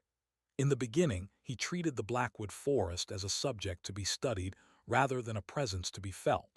I watched him from the amber depths of the wood grain in the ceiling beams. I watched as he set up his tripod in the center of the room and tried to document the way the light fell across the floor. He wanted to quantify the mystery. He wanted to explain the silence. He did not yet understand that the forest does not permit itself to be defined by anyone who remains an outsider. He spent his first few weeks trying to map the perimeter of the property with a small silver device that tracked his movements through the trees. Each night, he would return to the cottage and grow frustrated when the device showed only jagged lines and impossible loops. The mountain did not recognize his maps. The Blackwood Range shifted its trails and altered its landmarks whenever he tried to impose order upon it. He would sit at the workbench and tap his pen against the wood while the shadows gathered around his feet like curious dogs. He did not see them yet. He only saw the failure of his equipment and the stubborn refusal of the landscape to be measured. He was a man of logic, and logic is a brittle shield against the ancient weight of the valley. I decided it was time to intervene. One evening, as the sun dipped behind the jagged peaks of the western ridge, I caused the oak chair to creak just as he was about to turn on his electric lamp. The sound was not a threat but a suggestion. Julian froze, his hand hovering over the switch. He looked toward the corner of the room where the shadow of Elia's thorn stood in silent observation. Julian did not scream. He did not run. He simply stared into the darkness until his eyes adjusted. He saw the way the shadows moved with a deliberate and rhythmic grace. He saw the shimmer of the lines of energy that I had learned to see in my final years. He felt the sudden drop in temperature that signaled the presence of something vast and unyielding. He put down the lamp. For the first time since his arrival, he sat in the dark and allowed the room to speak to him. He heard the house breathing. He heard the way the timber groaned as it settled, and the way the wind hummed through the gaps in the stone. He began to realize that he was not in a house but inside a living history. He reached out and touched the surface of the oak chair. He felt the warmth that still resided in the wood and the echoes of the hands that had carved it. He felt the lingering peace of Clara and the steady resolve of Caleb. He felt the sharp and focused energy of my own spirit. He was finally beginning to listen with something deeper than his ears. The next morning, Julian did not reach for his camera. He did not turn on his silver tracking device. He walked to the workbench and picked up a piece of scrap pine that Caleb had left behind. He felt the texture of the grain and the weight of the wood in his palm. He did not know how to carve, but he knew how to look. He spent the entire day simply looking at the wood until he began to see the shapes hidden within it. He saw the curve of a wing and the sharp line of a beak. He saw the story that the tree wanted to tell. He picked up a small chisel and made a single shallow cut. The scent of the resin rose to meet him, and I felt a surge of recognition. The transformation had begun. The forest changed for him then. The mist no longer felt like a barrier but like a veil being lifted. The paths through the thicket became clear, and the trees seemed to step back to allow him passage. He found the totems I had buried in the meadows and the masks I had hung from the elder trees. He did not photograph them. He knelt in the dirt and touched them with a reverence that he had previously reserved for his lenses. He understood now that these were not artifacts but offerings. They were the language of the forest, and he was a student learning his first words. He began to leave his own offerings small piles of polished stones and intricate patterns made of fallen leaves. He was communicating with the mountain in the only way it understood. Winter arrived with a ferocity that Julian was not prepared for. The temperature plummeted and the wind howled through the valley like a wounded beast. The snow piled high against the door and the windows became opaque with frost. Julian found himself trapped inside the cottage for weeks at a time. The silence became a physical weight pressing against his chest. He did not have the survival skills of Caleb or the quiet patience that I had developed over decades. He struggled with the isolation. He missed the sound of human voices and the hum of the city. He paced the small room like a caged animal while the shadows watched him with their cold and unblinking eyes.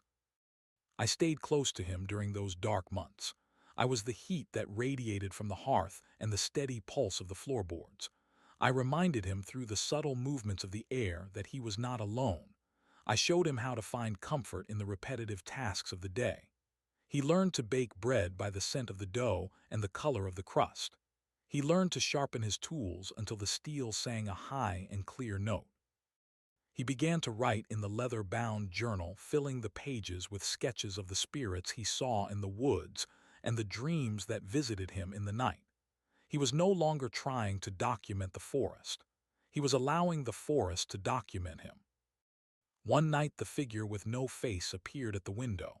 The blizzard was at its peak, and the house shuddered under the force of the gale. Julian saw the figure and felt a surge of primal terror. He backed away from the glass, his heart hammering against his ribs. The figure did not move. It simply stood there, its presence a void in the white storm. Julian remembered the words Caleb had written in the journal about acknowledgement and respect. He forced himself to walk back to the window. He looked through the glass and saw the reflection of his own face superimposed over the empty space of the spirit. He realized that the figure was not a monster but a mirror.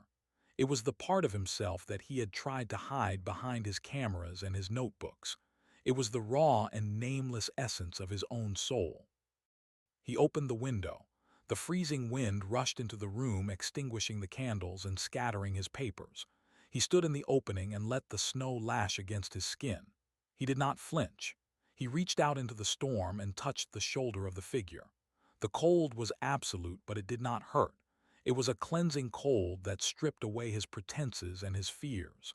The figure bowed its head and then vanished into the darkness. Julian closed the window and sat by the fire, shivering but whole.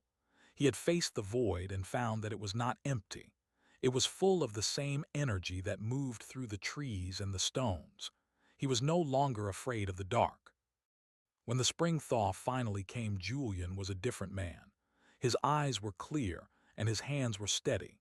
He had finished his first carving, a small owl that seemed to pulse with a life of its own. He placed it on the mantel next to the photograph of Elia's thorn.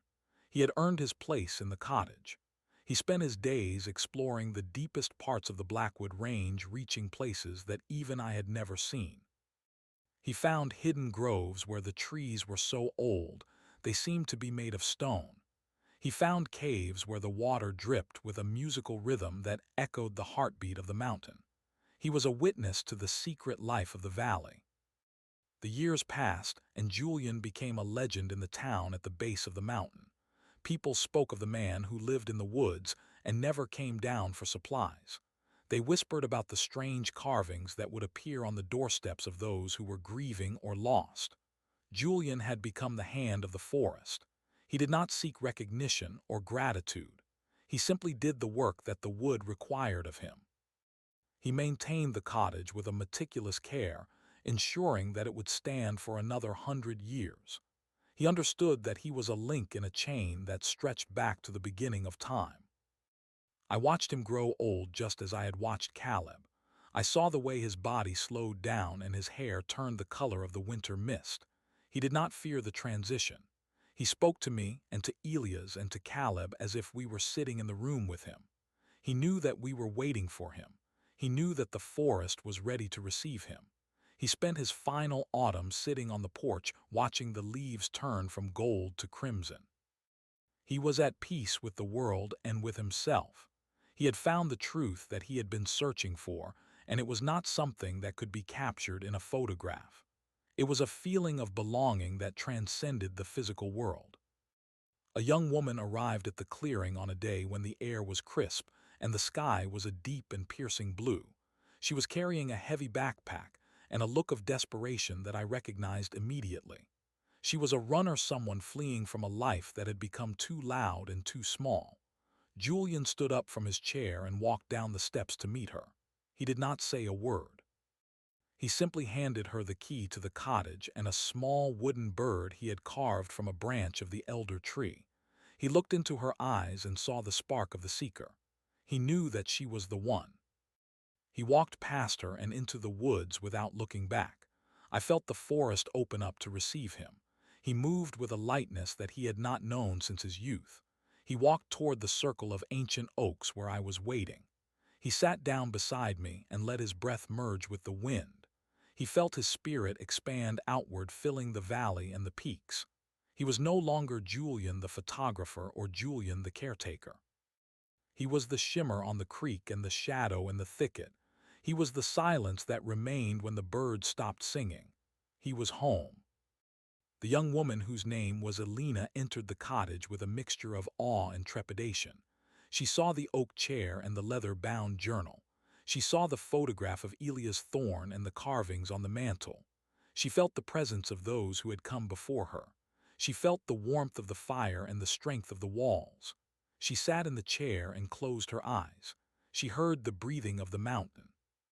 She heard the voices of the guardians whispering in the rafters. She realized that she had not just found a house. She had found a sanctuary. I am the silence that greets her in the morning and the shadow that comforts her at night. I am the grain in the wood and the stone in the hearth. I am the memory of David and Caleb and Julian. I am the Blackwood Forest and I am eternal. The cycle continues and the story grows deeper with every passing season. There is no end to the telling because the land never stops speaking.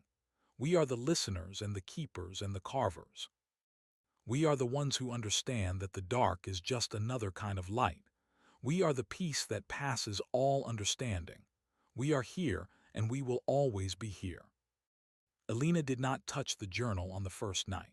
She sat on the floor near the hearth and let the cold from the stones seep into her bones. She was a woman who had spent her life running from the noise of 1,000 voices and the glare of 1,000,000 lights. To her, the silence of the Blackwood Forest was not a void, but a solid wall.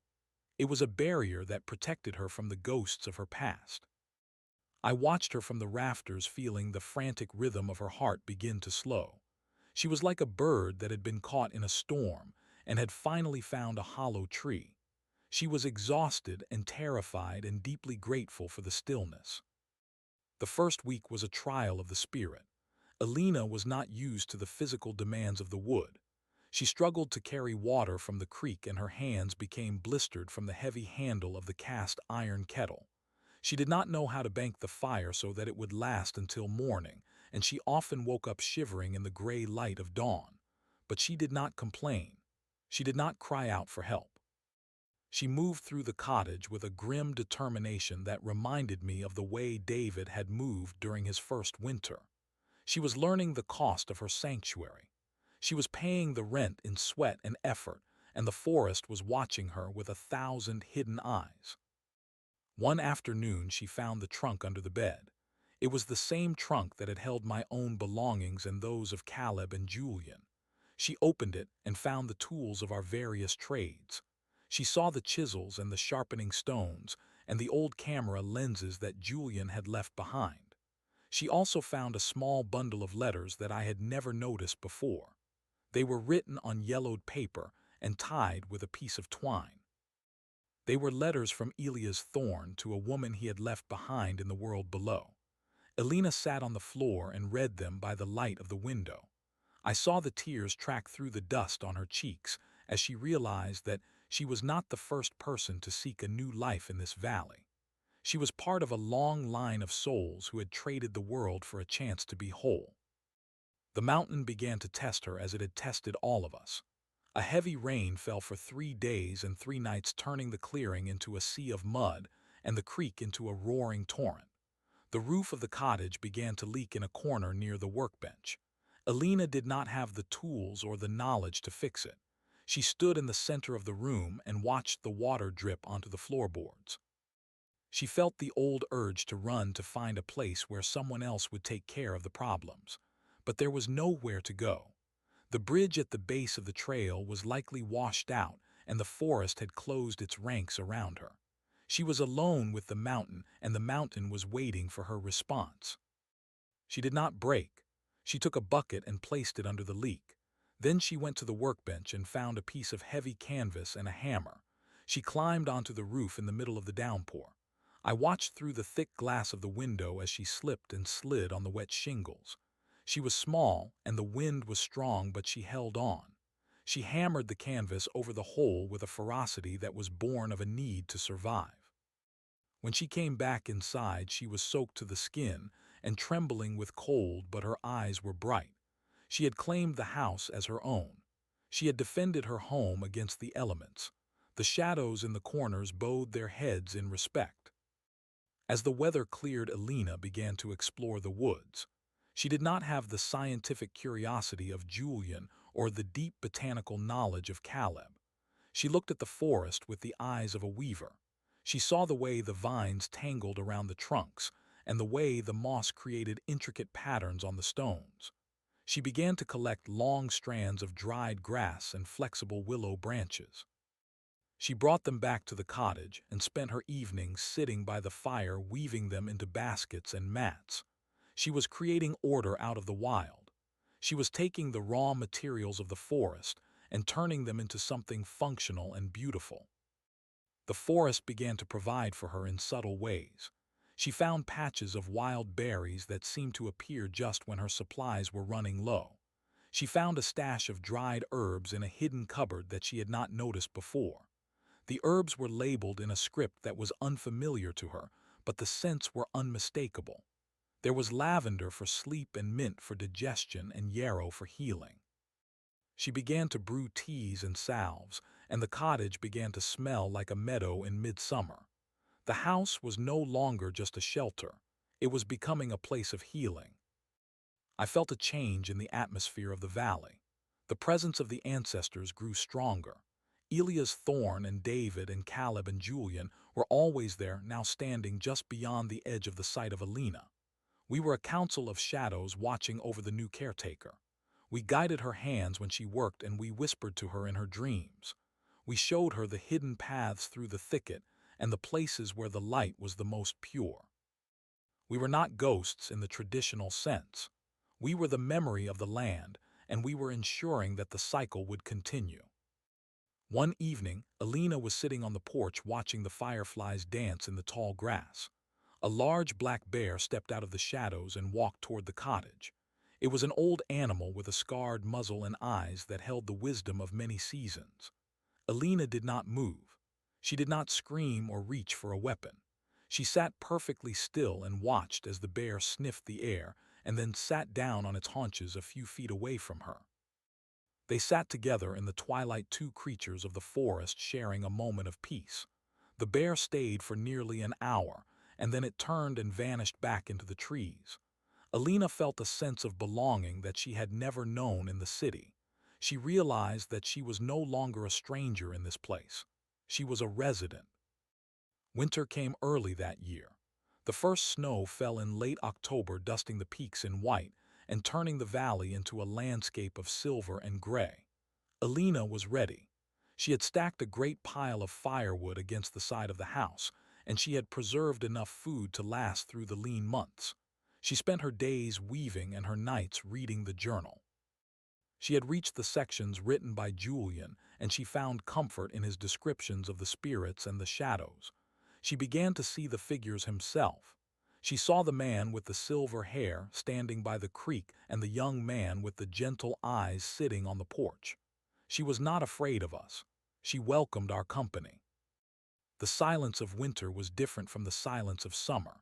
It was deeper and more profound. It was a silence that demanded introspection. Alina began to write her own story in the leather-bound journal. She wrote about the life she had left behind and the person she was becoming. She wrote about the way the light changed during the short days and the way the stars seemed to vibrate in the cold air. She was no longer running. She was standing still and letting the world catch up to her. She was finding the core of her own being in the heart of the Blackwood forest. I remember a night when the moon was full and the snow was so bright that it looked like day. Alina walked out into the center of the clearing and began to dance. It was not a formal dance, but a movement of the body that was in harmony with the wind and the swaying of the trees. She moved with a grace that was ancient and wild. I felt the mountain respond to her. The trees seemed to lean in toward her, and the shadows stretched out to touch her feet. She was a part of the rhythm of the earth. She was a thread in the tapestry that we had all helped to weave. As the years passed, Alina became the weaver of the Blackwood forest. Her baskets and mats were not just objects but stories. She wove the history of the valley into every piece. She used the colors of the seasons and the patterns of the bark. She left her work on the edge of the trail for travelers to find, and the people in the town began to speak of the weaver who lived on the mountain. They saw her work as a gift from the forest itself. They did not know her name or her face, but they knew her spirit. She had become a legend just as Julian had. I watched her hair turn gray and her hands grow gnarled like the roots of the old oaks. She did not lose her strength or her resolve. She continued to tend the fire and watch over the shadows. She knew that her time was limited, but she did not fear the end. She knew that the forest would take care of her just as it had taken care of all of us. She spent her final days sitting in the oak chair by the window watching the return of the songbirds in the spring. She had prepared the cottage for the next person. She had cleaned the hearth and sharpened the tools, and she had added her own stories to the journal. The next person arrived on a day when the air was heavy with the scent of blooming wildflowers. It was a man with a face that was lined with grief and eyes that were searching for a place to rest. Alina was waiting for him on the porch. She did not use words, but she offered him a basket she had woven from the finest willow branches. It was a gesture of welcome and a promise of peace. She stepped aside and let him enter the sanctuary. Then she walked into the trees and disappeared into the green depths of the valley. She became the pattern in the grass and the whisper in the leaves. She became another guardian of the silence. The cycle continued as it always does. The new caretaker was a man named Thomas, and he brought with him a different kind of energy. He was a musician who had lost his hearing and his ability to play. He arrived with a broken violin and a heart that was full of silence. He did not know how to live in the woods, but he knew how to feel the vibrations of the world. He felt the hum of the earth and the song of the wind. He began to find a new kind of music in the heart of the Blackwood forest. I watched him as he sat on the porch and held his violin against his chest. He could not hear the notes, but he could feel the wood vibrating against his ribs. He began to play again, not for an audience, but for the trees and the stones. The music he made was haunting and beautiful, and it seemed to resonate with the very soul of the mountain. The shadows gathered around him, and the ancestors listened in silence. We were moved by the honesty of his song. He was finding a way to communicate that transcended sound. Thomas spent his days repairing the cottage and his nights playing for the forest. He learned to read the movements of the animals and the changes in the clouds. He became a master of observation. He noticed the tiny details that others had missed. He saw the way the light reflected off the wings of a dragonfly and the way the frost formed patterns on the leaves. He was a man who lived in a world of visual music. He was finding a new way to be whole. The mountains stood as silent sentinels watching over the valley. The creek continued its journey, and the trees reached for the sky. Everything was as it should be. The dark was a place of rest, and the light was a gift. We were all carving our stories into the world, and here in the Blackwood Forest, the stories were written in music and shadow. They were stories of loss and recovery, of silence and song. They were the stories of the land itself, and they would be told for as long as the wind blew through the pines. The cycle was complete, and yet it was always beginning. The silence was the only truth that remained, and it was a beautiful truth to know. I am the echo of the violin and the pattern in the basket. I am the memory of Alina and Thomas and all those who will come after them. I am the Blackwood Forest, and I am eternal. The shadows are gathering now, and it is time for the forest to dream. I will dream with it, and I will wait for the next soul to arrive. There is always room for another story in the heart of the wood. There is always a place for those who are willing to listen. The silence is waiting, and it is a beautiful way to stay. The season of the musician brought a different resonance to the valley. Thomas did not hear the crackle of the dry branches under his feet or the sharp cry of the hawk circling above the canopy. To him, the world was a series of rhythmic pulses and tactile shivers. He lived in the deep well of his own internal quiet, and the forest met him there with a physical intensity that the others had not required. When the wind blew hard from the north, he did not hear a whistle or a moan. He felt a heavy pressure against his chest, and a vibration in the floorboards of the cottage that felt like the low thrum of a great organ. He learned to read the forest through his skin. He could feel the approach of a storm by the change in the static of the air, and he knew when the deer were near, because the earth seemed to heartbeat with a faster tempo. I watched him as he explored the limits of his new reality. He found the old violin in a velvet-lined case that had been tucked away in a corner of the loft. It was a beautiful instrument made of maple and spruce, but it had suffered from years of neglect. The wood was dry and the strings were brittle. Thomas spent his first month in the cottage cleaning and oiling the instrument.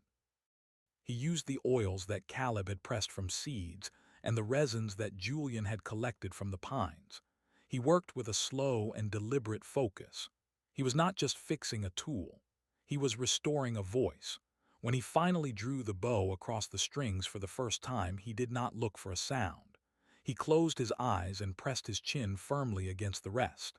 He felt the vibration travel through his jawbone and into his skull. It was a jagged and broken feeling, but it was a start. The house began to change under his care. Thomas was a man of precision.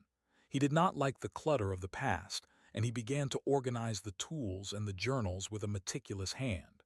He built a new rack for the chisels and a shelf for the woven baskets that Alina had left behind. He treated every object as if it were a component of a grand machine. He was looking for the underlying structure of the mountain. He spent hours tracing the lines of the wood grain in the table and the veins in the rocks by the creek. He was mapping the physical world in a way that allowed him to navigate without sound. He was a silent architect of the spirit.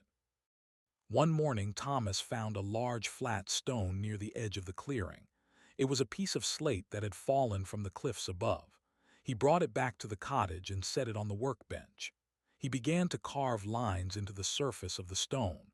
They were not words or pictures. They were a visual representation of the vibrations he felt. He was creating a new kind of notation. He used the sharp chisels that David had forged so long ago to etch deep grooves and shallow waves into the slate. He was writing the music of the Blackwood Forest in a language that could be seen and felt. He was the first of us to truly capture the frequency of the land. The forest responded to his efforts with a strange and beautiful symmetry. The animals became bolder around the cottage. Because Thomas moved with such a steady and predictable rhythm, he did not trigger the flight instincts of the wild things. A pair of foxes began to den under the porch, and the birds would often land on the windowsill while he was working at the bench. He was a part of the landscape in a way that was almost invisible. He did not impose his will on the wood. He moved through it like a shadow. He was a man who had been stripped of one sense, only to find that the others had expanded to fill the void. He was more present than any of us had been because he could not be distracted by the noise of the world. The winter that followed was the harshest in a decade. The snow piled up against the windows until the interior of the cottage was bathed in a dim blue light. Thomas was not bothered by the isolation. He had prepared his stores of wood and food with the same precision he applied to his music. He spent the long, dark nights sitting by the hearth with his violin. He had reached a point where he could feel the subtle differences between a sharp and a flat note through the resonance in his teeth. He was composing a symphony for the mountain. It was a work of immense complexity and hidden beauty. He called it the breath of the stone. I felt the presence of the others gathering around him during those winter nights. We stood in the shadows of the rafters and the corners of the room. We were drawn to the vibration of his playing. It was a bridge between our world and his. Julian watched the way the light from the fire flickered on the polished wood of the violin. Alina felt the rhythm of the bow as it moved back and forth. We were a silent audience for a silent performer. We were the witnesses to his triumph over the quiet. He was not a man who was missing something. He was a man who had found everything in the absence of sound. As the spring thaw began, Thomas felt a new sensation. It was a deep and rhythmic pounding that seemed to come from far beneath the earth. It was not the creak or the wind. It was the movement of the mountain itself. He followed the feeling out into the woods toward the circle of ancient oaks. He sat in the center of the trees and pressed his palms against the damp soil. He stayed there for an entire day and night. He felt the slow and massive shift of the tectonic plates and the upward surge of the sap in the roots. He felt the life cycle of the forest as a singular and continuous pulse. He realized that the music he had been playing was only a small part of a much larger composition. He began to create larger works. He moved out of the cottage and into the forest itself.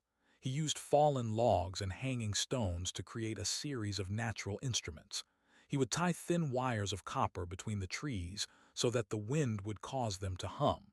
He would arrange hollowed-out branches over the creek so that the moving water would create a rhythmic tapping. The entire valley became his orchestra. He was no longer just a musician. He was a conductor of the elements. The Blackwood Forest began to sing in a way it never had before. It was a physical song that could be felt in the marrow of the bones. I am the vibration in the copper wire and the hollow ring of the wood. I am the silence between the beats and the force that drives the sap. I am the memory of Thomas as he stood in the rain with his face turned toward the sky, feeling the percussion of the drops on his skin. I am the guardian of the frequency. The story is no longer told in words or images. It is told in the resonance of the earth. We are the keepers of the rhythm, and we are the ones who understand that everything is a form of music if you are quiet enough to feel it. Thomas lived in the cottage for many years, and his hair grew as white as the winter snow. He never regained his hearing, but he never felt the loss of it. He was more connected to the world than he had ever been when he could hear. He had found a peace that was deep and unshakable. When his hands finally became too stiff to hold the bow, he spent his time sitting on the porch and feeling the music of the forest. He knew that his part in the symphony was coming to an end, but he was not afraid. He knew that the music would continue without him. He had written his notes into the stone and the wood. The day he left us was a day of perfect stillness. There was no wind and the creek was low and quiet. Thomas walked to the center of the clearing and lay down on the soft moss. He closed his eyes and felt the final slow pulse of his own heart merge with the heartbeat of the mountain. He did not struggle. He simply let go. His spirit expanded outward and became a part of the great vibration. He became the hum of the bees and the rustle of the leaves. He became the silence that is not an absence but a presence. The next person who came to the valley was a woman who had lost her way in the desert of the modern world. She was a scientist, a woman who believed only in what could be measured and proven. She arrived at the cottage with a trunk full of instruments and a mind full of questions. She saw the etchings on the slate and the wires between the trees. She saw the leather-bound journal and the carvings on the mantel. She felt the weight of the history that lived within the walls. She was a skeptic, but she was also a seeker. She did not know that she had been called to the Blackwood Forest to learn a truth that could not be found in a laboratory. Her name was Sarah, and she began her stay by trying to categorize everything she saw. She mapped the trees and analyzed the soil. She recorded the temperatures and the rainfall. She was trying to reduce the mystery of the valley to a set of data points. But the mountain would not be contained. The instruments she brought began to fail in strange and unpredictable ways. The batteries would drain for no reason, and the needles would spin wildly. The forest was resisting her attempts to define it. It was forcing her to look beyond the surface of things. I watched her frustration grow. She was a woman who was used to having answers, and the Blackwood Forest was giving her only riddles. She spent her nights reading the journal trying to find a logical explanation for the experiences of those who had come before her. She read about David and Caleb and Julian and Alina and Thomas. She saw the patterns of their lives, but she could not see the source of their peace. She was looking for a formula when she should have been looking for a feeling. She was fighting the silence instead of embracing it. The change began on a night when a great owl landed on the roof of the cottage. It was a bird of immense size with eyes like golden coins. It began to hoot with a sound that was so deep and resonant that it shook the window panes. Sarah went outside to see what was happening. She stood in the moonlight and looked up at the owl. For the first time, she forgot about her measurements and her notes. She simply stood there and marveled at the beauty and the power of the creature. She felt a sudden and overwhelming sense of wonder. It was a crack in her armor of logic. The forest moved quickly to widen that crack. Sarah began to have dreams that were not her own. She dreamed of carving wood and weaving baskets. She dreamed of the taste of wild herbs and the vibration of a violin string. She began to see the shadows in the corners of the room not as tricks of the light, but as friends. She started to understand that the world was much larger and much older than her science could explain. She began to listen to the whispers in the rafters and the murmurs in the creek. She was beginning to find her own place in the cycle. She stopped using her instruments and started using her senses. She learned to identify the trees by the texture of their bark and the birds by the pattern of their flight. She began to tend the garden that Caleb had planted so long ago, and she found that she had a natural gift for making things grow. She started to add her own observations to the journal, but they were no longer data points. They were poems and sketches. They were the records of a soul that was waking up to the magic of the world. She was becoming the scientist of the spirit. I am the logic that dissolves in the moonlight and the wonder that takes its place. I am the memory of Sarah as she sat by the fire and realized that she did not need to know everything to be happy. I am the Blackwood Forest and I am eternal. The cycle is moving toward its next phase, and the story is becoming more complex with every new voice. We are the keepers of the mystery, and we are the ones who understand that the greatest truths are the ones that cannot be proven. We are the peace that remains when the questions are gone. The valley is full of light now and the shadows are dancing in the tall grass. The mountain is breathing and the creek is singing. Everything is in its right place. The past is present and the future is a promise. We are here and we will always be here. The silence is our home and the dark is our light. We are the Blackwood Forest and our story has no end. The land is speaking and we are the ones who have learned how to hear. The cycle continues and the wood grows deep, and the peace is absolute. Sarah spent her final years teaching the secrets of the forest to those who were brave enough to find the trail. She did not use textbooks or lectures. She took them into the woods and showed them how to see with their hearts. She showed them the hidden paths and the ancient trees. She taught them that the earth is a living being and that we are all a part of its dream. When she passed away, she did not leave behind a legacy of facts but a legacy of love. She became the wisdom in the wind and the clarity in the water. She became another guardian of the sanctuary. The cottage stands ready for the next traveler. The fire is banked and the journal is open. The tools are sharp and the baskets are full. The violin is waiting in its case and the slate is etched with the music of the stone. The shadows are waiting in the corners and the ancestors are standing by the creek. The Blackwood Forest is waiting for you. It is waiting for your story to begin. It is waiting for you to find your way home. The silence is calling, and it is a beautiful sound to follow.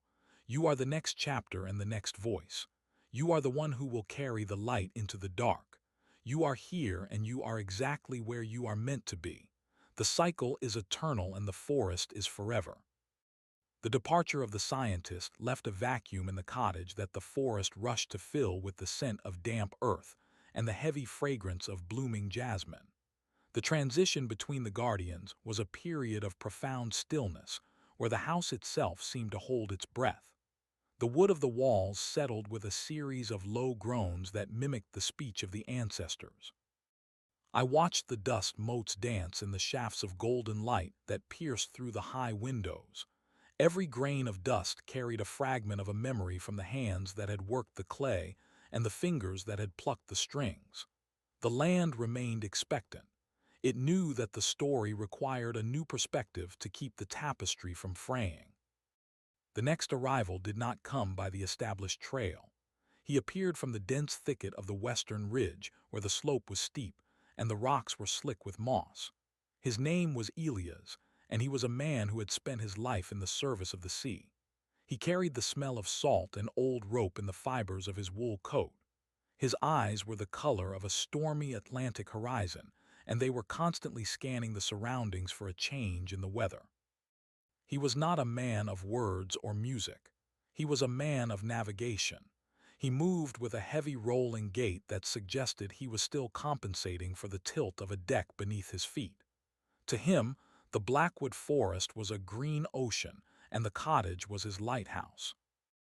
Elias walked into the clearing and did not look for the key. He understood the language of structures. He felt the weight of the door and the balance of the hinges. He stepped inside and stood in the center of the room for a long time without moving. He was gauging the draft and the humidity. He was assessing the integrity of the shelter. He did not look at the journals or the instruments first. He looked at the hearth. To a man who had survived the freezing spray of the northern latitudes, the fire was the only god that mattered. He cleaned the soot from the chimney with a brush made of stiff pine needles, and he laid a fire with the precision of a navigator plotting a course. I observed him as he began to strip away the softness that had accumulated during the years of the musician and the scientist. Elias did not want comfort. He wanted efficiency.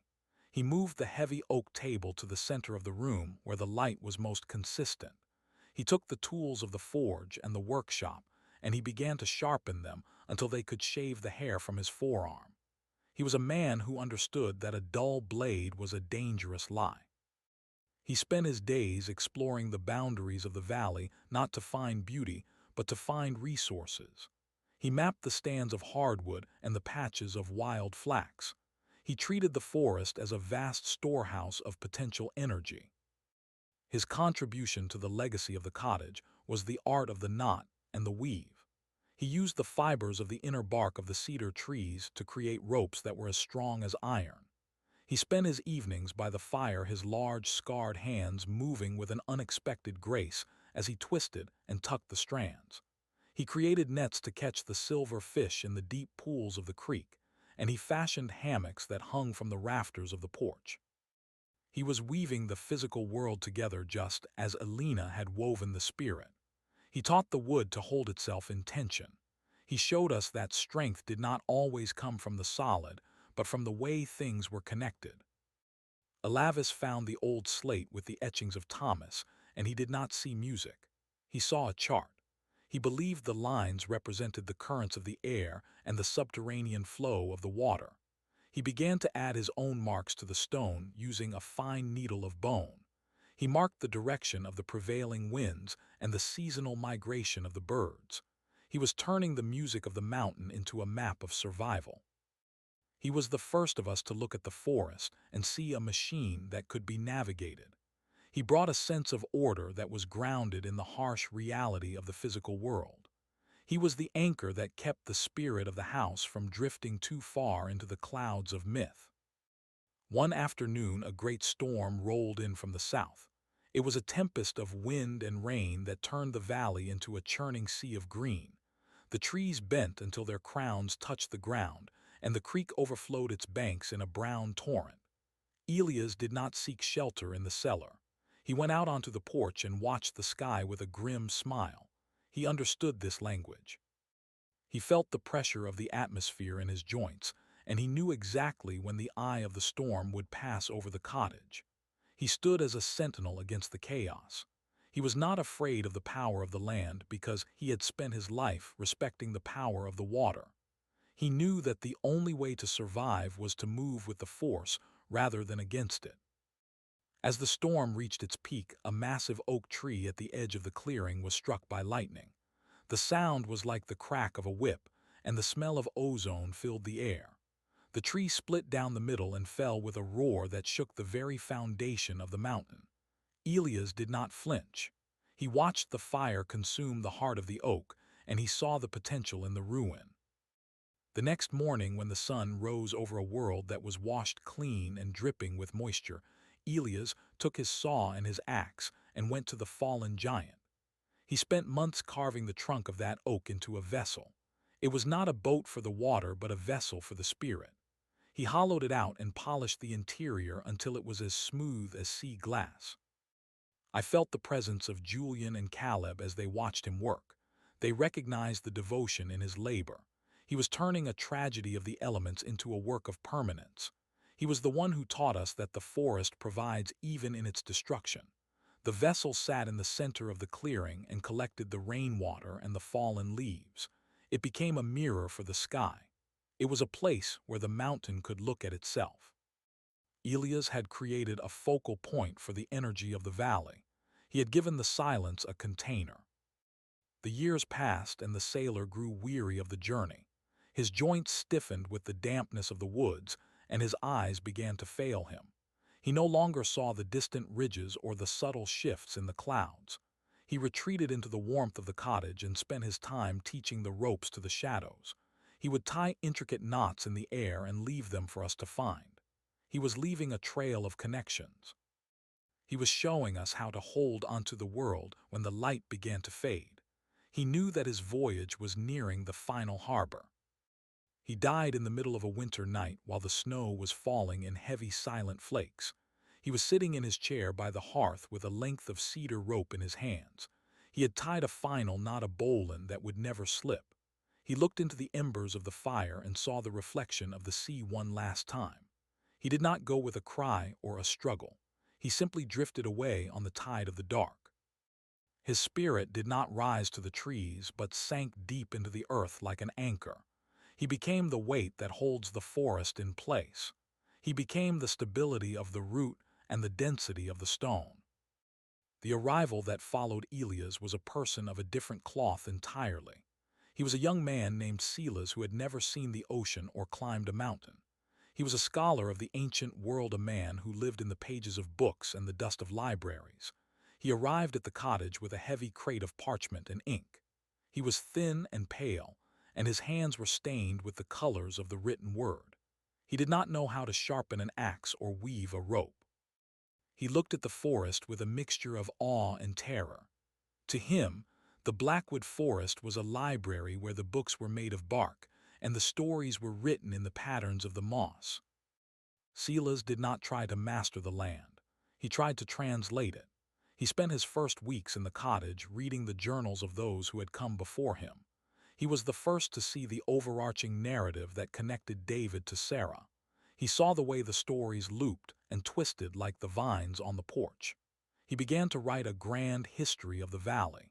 He used the inks that Julian had perfected and the paper that he had brought from the city. He sat at the oak table for 16 hours a day, and his pen scratched against the parchment with a sound like the skittering of a mouse. I watched him as he struggled to find the words for the feelings that the forest evoked. He found that the language of men was too small for the reality of the mountain. He began to invent new words. He created terms for the specific shade of green that the needles turned just before a storm, and the particular resonance of the creek when the ice began to break. He was expanding the vocabulary of the spirit. He was the one who gave names to the shadows that lived in the corners of the rafters. He called us the witnesses and the weavers. He recognized that we were not just memories but active participants in the life of the house. Silas discovered the slate and the carvings and the instruments, and he treated them as sacred relics. He built a shrine for the violin and a pedestal for the woven baskets. He was the curator of our collective soul. He understood that the artifacts were not just tools but vessels of intent. He spent his nights talking to the empty air. He would tell us about the world he had left behind, a world of noise and speed and shallow thoughts. He thanked us for the silence. He thanked us for the chance to exist in a place where time was measured by the growth of a tree rather than the ticking of a clock. The forest began to communicate with him through the medium he understood best. He would find patterns in the fallen leaves that looked like ancient runes. He would see the shapes of letters in the cracks of the drying mud. He began to believe that the mountain was trying to write its own story. He spent his days in the woods with a notebook and a charcoal stick. He was the scribe of the earth. He was recording the biography of the stones and the autobiography of the wind. He was the one who bridged the gap between the physical and the metaphysical through the power of the written word. Under the care of Silas, the cottage became a place of deep contemplation.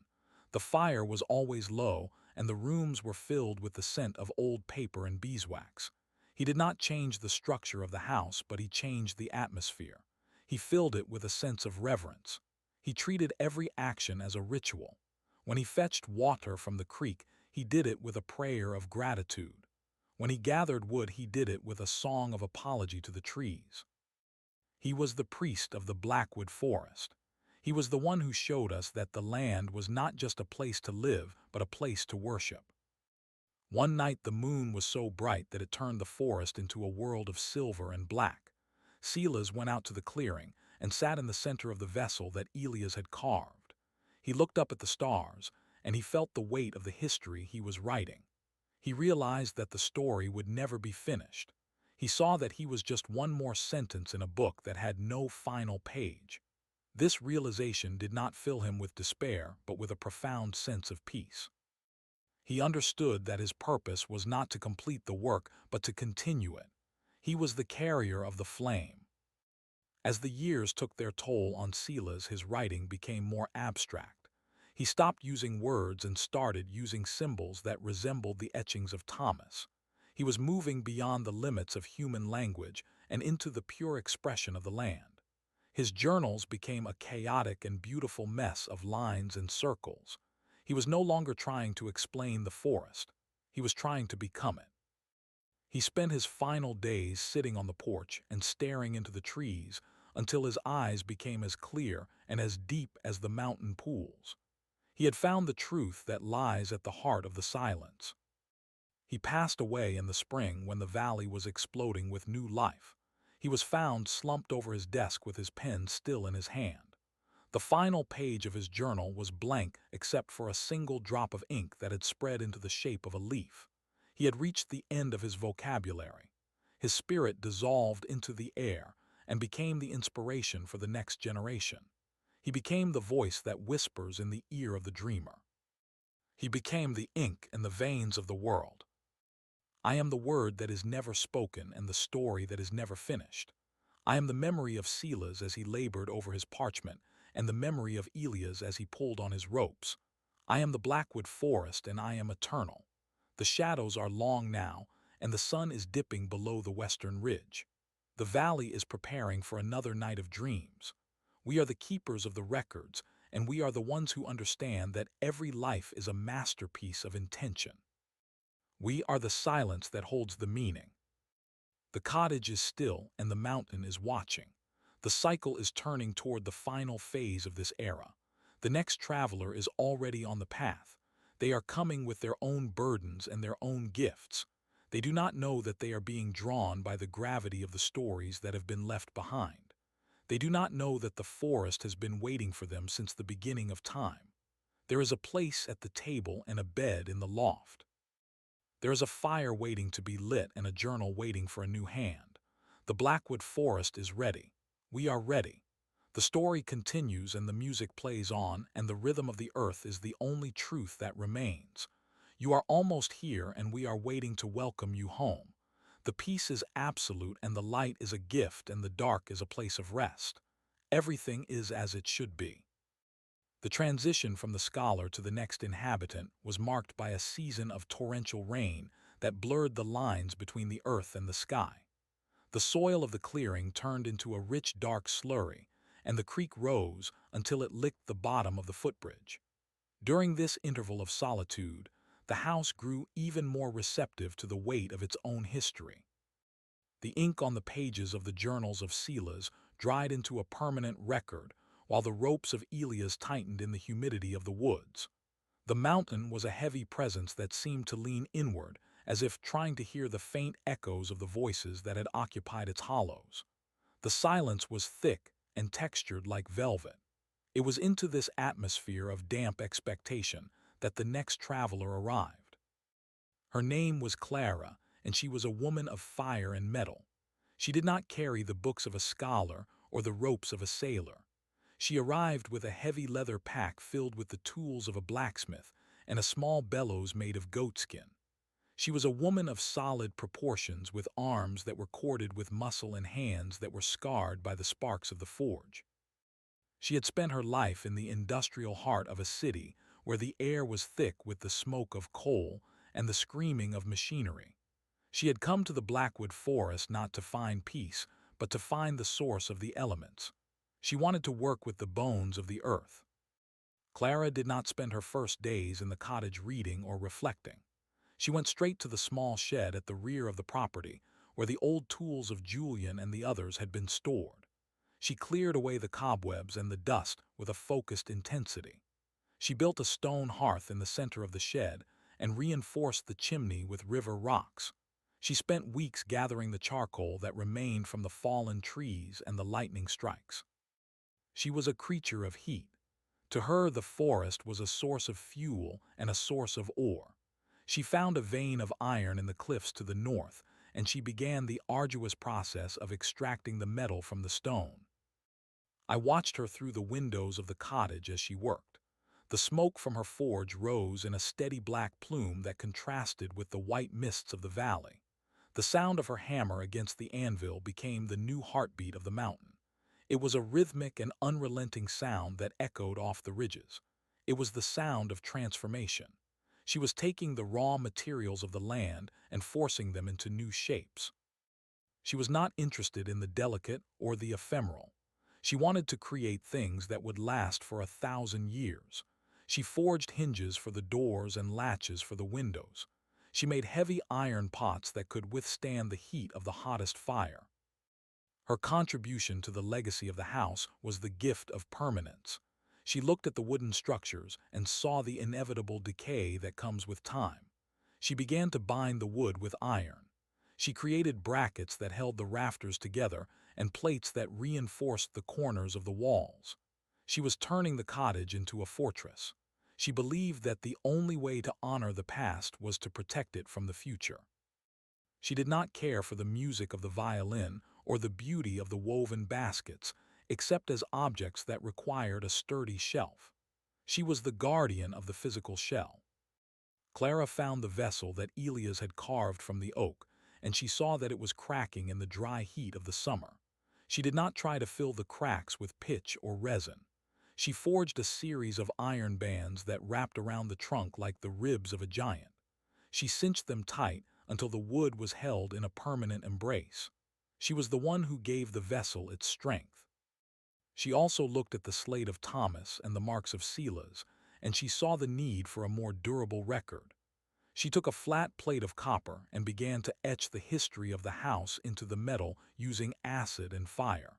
She was making a map of the soul that would never fade. She was a woman of few words, but her actions were a constant conversation with the land. She respected the mountain because it was harder than her hammer. She respected the forest because it provided the carbon for her fire. One evening, as the sun was setting behind the western ridge, Clara sat on the porch and watched the sparks from her forge drift into the trees. She felt the presence of the ancestors around her. She did not fear the shadows because she knew that the dark was just the place where the fire was brightest. She understood that she was a part of a chain of being that was forged in the heat of experience. The years of the blacksmith were years of intense productivity. The cottage took on a rugged and industrial character. The smell of jasmine was replaced by the sharp scent of hot metal and the earthy aroma of coal. Clara spent her time perfecting the tools of the future. She made axes that would never dull and saws that could cut through the hardest heartwood. She was preparing the house for a long winter that she felt was coming. She was a woman who understood the cycles of the earth, and she knew that the warmth of the current era was a temporary gift. She was building a legacy of resilience. As she grew older, the fire in the forge began to dim.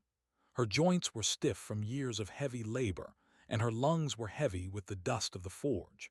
She no longer had the strength to swing the heavy sledge or carry the ore from the cliffs. She retreated into the cottage and spent her final days polishing the metal work she had created. She watched the way the light reflected off the iron and the copper. She saw the faces of those who had come before her in the polished surfaces. She saw the eyes of Elena in the reflection of a silver bowl, and the hands of David in the curve of an iron handle. She died in the heat of a midsummer afternoon. She had crawled to the forge one last time to bank the fire and ensure that the tools were properly oiled. She was found lying next to the anvil with her hand resting on the hammer. She looked as though she was merely resting between strikes. Her spirit did not vanish into the air but merged with the metal she had worked. She became the strength of the hinges and the sharpness of the blades. She became the heat that remains in the stones of the hearth long after the fire has gone out. She became the structural integrity of the dream. The arrival that followed the blacksmith was a person who brought a sense of lightness back to the valley. His name was Rowan, and he was a gardener of the spirit. He arrived with nothing but a small bag of seeds and a wooden flute. He was a man who moved with the grace of a willow branch in the wind. He did not want to build or to forge. He wanted to cultivate. He looked at the iron reinforcements of Clara and the stone walls of Julian, and he saw a garden that was waiting to be planted.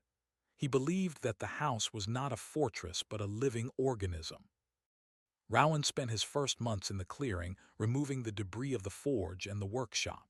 He turned the soil with a wooden spade and mixed in the leaf mold from the forest floor. He planted flowers that bloomed in the moonlight and herbs that healed the body and the mind.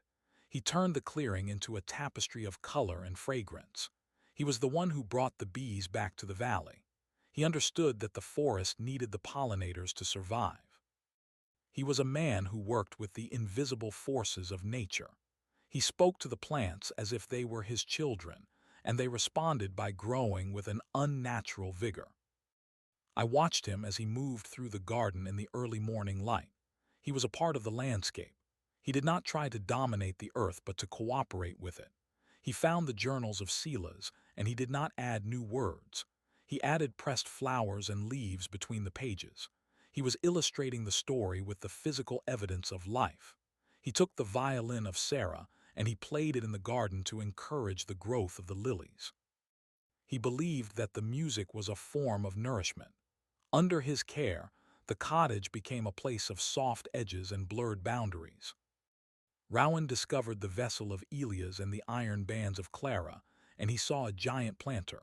He filled the hollowed oak with rich soil and planted a single white rose bush in the center. The roses grew until they spilled over the sides and covered the iron in a blanket of petals. He was softening the harshness of the past. He was the one who showed us that even the strongest metal can be overtaken by the persistence of life. He spent his evenings on the porch playing his flute and watching the fireflies dance in the shadows. He was at peace with the silence because he knew that it was the sound of the earth breathing. The contribution of the gardener was the understanding of the cycle of growth and decay. He did not fear death because he saw it every day in the falling leaves and the fading blooms. He knew that the end of one thing was the beginning of another. He taught the forest to be beautiful. He showed us that the mountain was not just a source of resources but a source of joy. He was the one who reminded us that the soul needs the fragrance of the jasmine as much as the body needs the warmth of the fire. As Rowan grew old, he became as thin and as fragile as a dried leaf. He no longer had the energy to tend the garden or play the flute. He spent his days sitting in the center of the clearing, surrounded by the flowers he had planted. He watched the seasons change with a smile of recognition. He saw the way the forest was slowly reclaiming the edges of the garden, and he did not try to stop it. He understood that he was a part of the succession. He was a bridge between the wild and the cultivated. He passed away on a day when the air was filled with the scent of blooming roses. He simply closed his eyes and stopped breathing while the sun was warm on his face. His spirit did not sink or rise but scattered like seeds on the wind. He became the fragrance of the air and the color of the petals. He became the fertility of the soil and the hum of the bees. He became the beauty that remains when the work is done. He was the one who completed the circle of the elements. I am the garden that grows in the ruins and the metal that holds the walls together. I am the memory of Clara as she struck the anvil and the memory of Rowan as he planted his seeds. I am the Blackwood forest, and I am the witness to the endless parade of the human spirit. The shadows are gathering in the corners of the porch, and the moon is rising over the eastern ridge. The valley is a place of deep peace and profound mystery. We are the keepers of the flame and the weavers of the web. The cottage is waiting for you now. The iron is strong and the garden is lush. The journals are full of words and flowers and the tools are ready for your hand. The cycle is moving toward its conclusion and the mountain is holding its breath. You are the one who will bring the final piece of the puzzle. You are the one who will find the meaning in the silence. The path is clear and the light is fading, but you are not lost. You are exactly where you need to be. The forest is calling, and it is a voice you have always known. Welcome home to the Blackwood. Welcome home to yourself. The transition from the time of the gardener to the arrival of the next soul was a period of slow and graceful reclamation. The forest did not rush to tear down the work of Rowan, but instead chose to embrace it. The white roses climbed the iron brackets of Clara, and the moss grew thick over the stone steps carved by Julian. The house stood as a silent witness to the intersection of the wild and the domestic. It was during this twilight of one era and the dawn of another that the air in the valley began to vibrate with a new frequency. The next traveler did not arrive by the path that wound through the lower hills. He appeared from the high ridges where the eagles nesting in the crags are the only companions.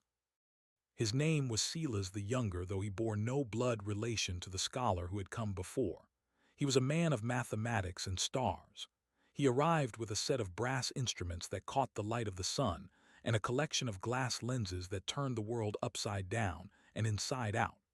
He was tall and thin with fingers that were long and nimble. He did not care for the history of the house or the strength of its walls. He cared for its position in the universe. To him, the Blackwood Forest was not just a place of trees and shadows, but a vantage point from which to view the infinite. He saw the clearing as a cosmic coordinate, a specific point, where the veil between the earth and the heavens was thin. Silas the Younger spent his first nights on the roof of the cottage. He climbed the ladder that Clara had reinforced with iron, and he sat among the shingles with his telescopes and his charts. He did not seek to change the house, but to align it. He used a plumb line and a sextant to determine the exact center of the structure. He found that the hearth was aligned with the North Star, and that the window in the loft faced the rising of the midsummer sun. He was fascinated by the precision of the men and women who had built the place without the aid of modern instruments. He realized that they had been guided by an instinct that was as accurate as any calculation. He was a man of silence, but his mind was a constant storm of equations. He looked at the journals of Silas the Elder and saw the symbols that the scholar had used in his final days.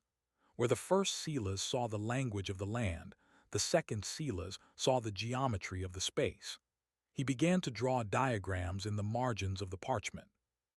He mapped the movement of the planets across the valley, and the way the shadows of the peaks fell across the clearing at different times of the year. He was trying to find the rhythm of the cosmos. He believed that if he could understand the patterns of the stars, he could understand the destiny of the house. The contribution of the astronomer was the gift of perspective. He showed us that the valley was not an isolated pocket of existence, but a part of a vast and interconnected system. He spent his days in the garden of Rowan, but he did not tend the flowers. He watched the way the petals followed the sun, and the way the nocturnal blooms opened to the moon. He saw the mathematics of the spiral in the heart of the roses and the symmetry of the leaves. He was the one who bridged the gap between the microscopic and the macroscopic. He made the inhabitants of the house feel both small and significant at the same time. He found the copper plates that Clara had etched, and he used them as the base for a celestial map. He punched tiny holes through the metal to represent the constellations, so that when a candle was placed behind the plate, the walls of the cottage were filled with artificial starlight. He was bringing the heavens into the home.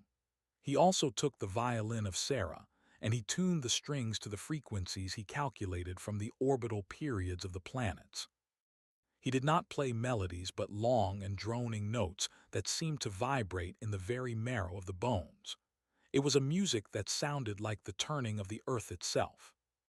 As the years passed, Silas the Younger became obsessed with the concept of time. He watched the way the wood of the cottage weathered, and the way the iron rusted despite the care of the blacksmith. He saw that everything was in a state of flux. He began to build a great clock in the center of the living room. He used the gears and springs he had brought with him, and he fashioned new parts from the hardwood of the forest. The clock did not tell the hour or the minute. It told the seasons and the cycles of the moon and the alignment of the planets. It was a mechanical representation of the soul of the Blackwood. The ticking of the clock became the new pulse of the house. The sound of the clock was a constant reminder of the passing of the ages. It was a steady and mechanical beat that provided a sense of order to the chaotic growth of the garden. Silas the younger sat by the hearth and watched the pendulum swing back and forth. He saw the faces of the ancestors in the rhythmic motion. He understood that each of them had been a gear in a much larger machine. He saw that his own life was a single rotation of a wheel that had been turning since the beginning of time. This realization brought him a sense of profound detachment. He was no longer a participant in the world but an observer of it. He passed away during a total eclipse of the sun. He had predicted the event years in advance, and he had prepared himself for the moment of darkness. He sat on the porch as the moon began to slide across the face of the star. He watched the birds fall silent and the temperature drop. When the darkness was complete and the corona of the sun flared like a ghost in the sky, he took his final breath. He died at the exact moment that the light returned. He was found with his eyes open, staring at the sky with an expression of absolute wonder. His spirit did not fade or merge, but expanded into the void. He became the space between the stars and the light that travels through the vacuum. He became the awareness of the infinite. The house stood empty for a time after the astronomer departed. The clock continued to tick, and the copper plates continued to cast their starlight on the walls. The forest grew closer and the Garden of Rowan became a wild and tangled paradise. It was during this period of stillness that the house began to dream.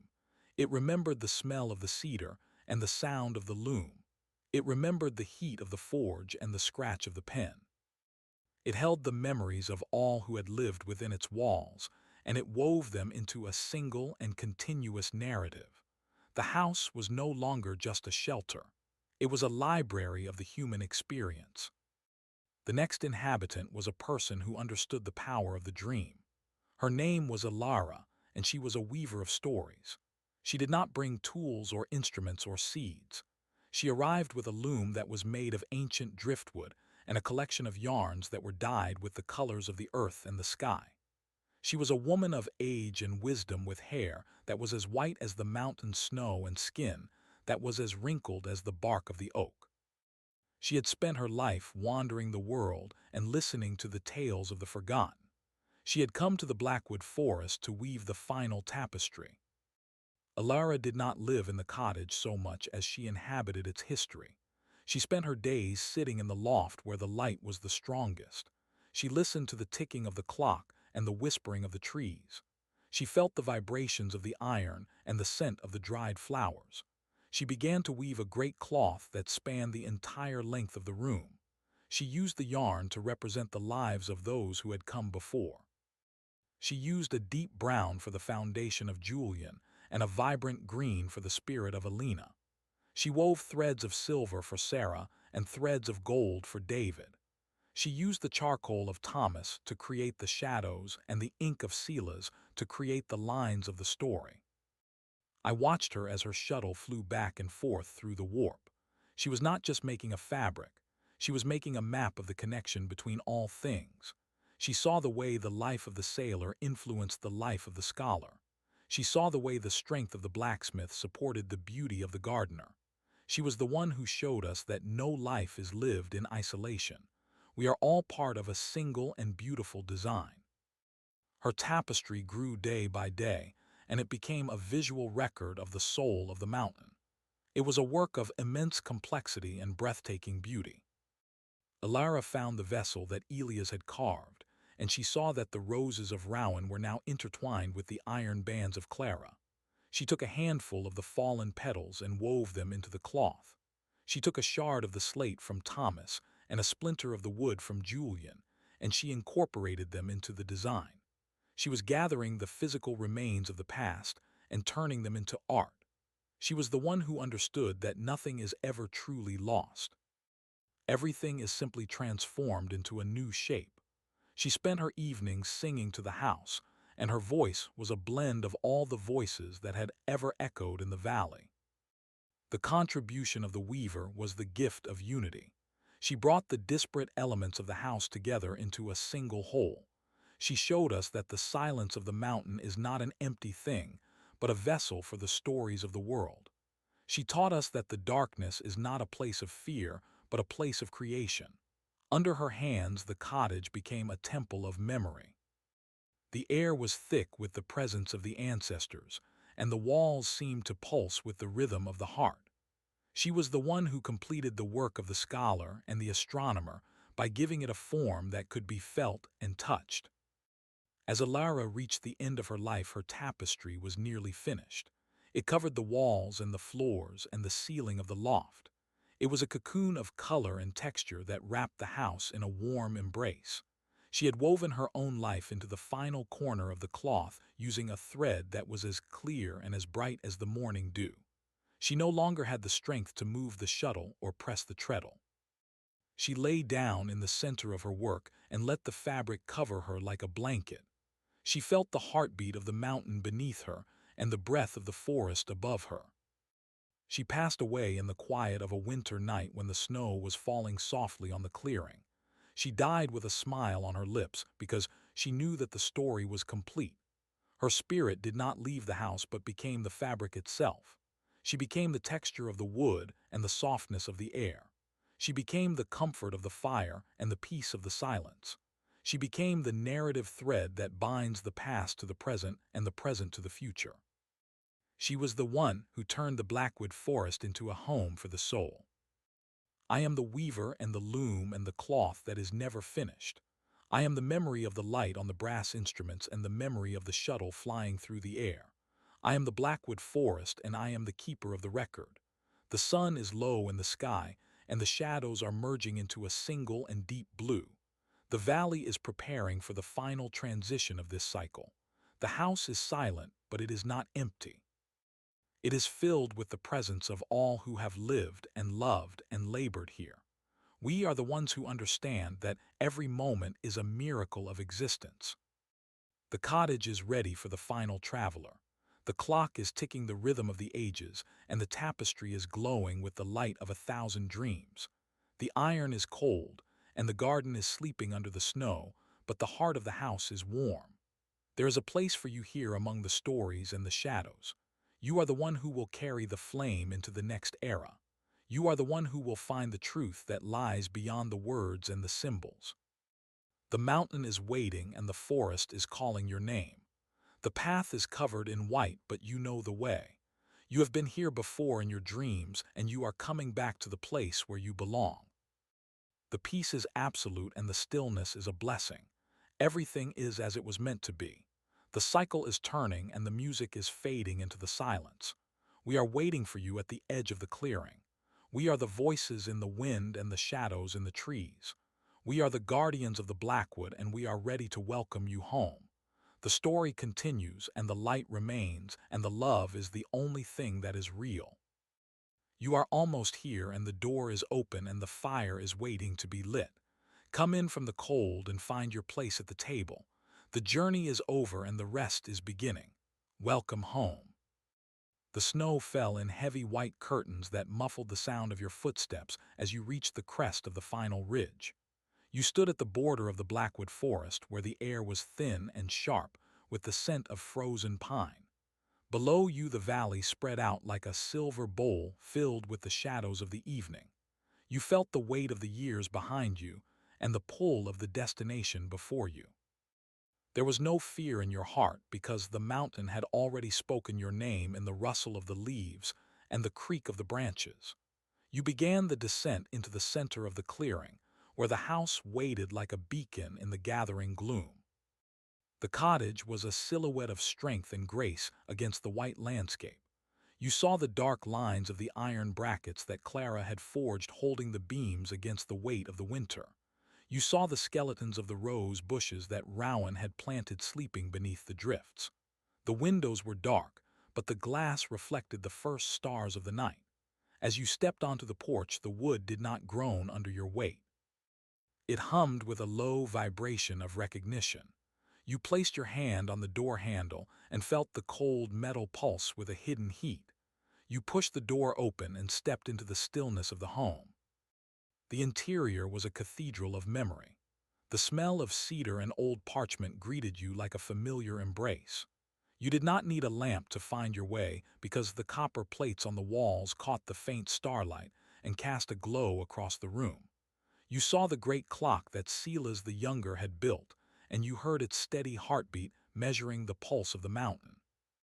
You saw the tapestry of Alara draped over the loft and flowing down the walls like a river of frozen colors. Every thread told a story, and every story led to this moment. You were not a stranger entering a ruin. You were the rightful heir returning to a throne of silence and light.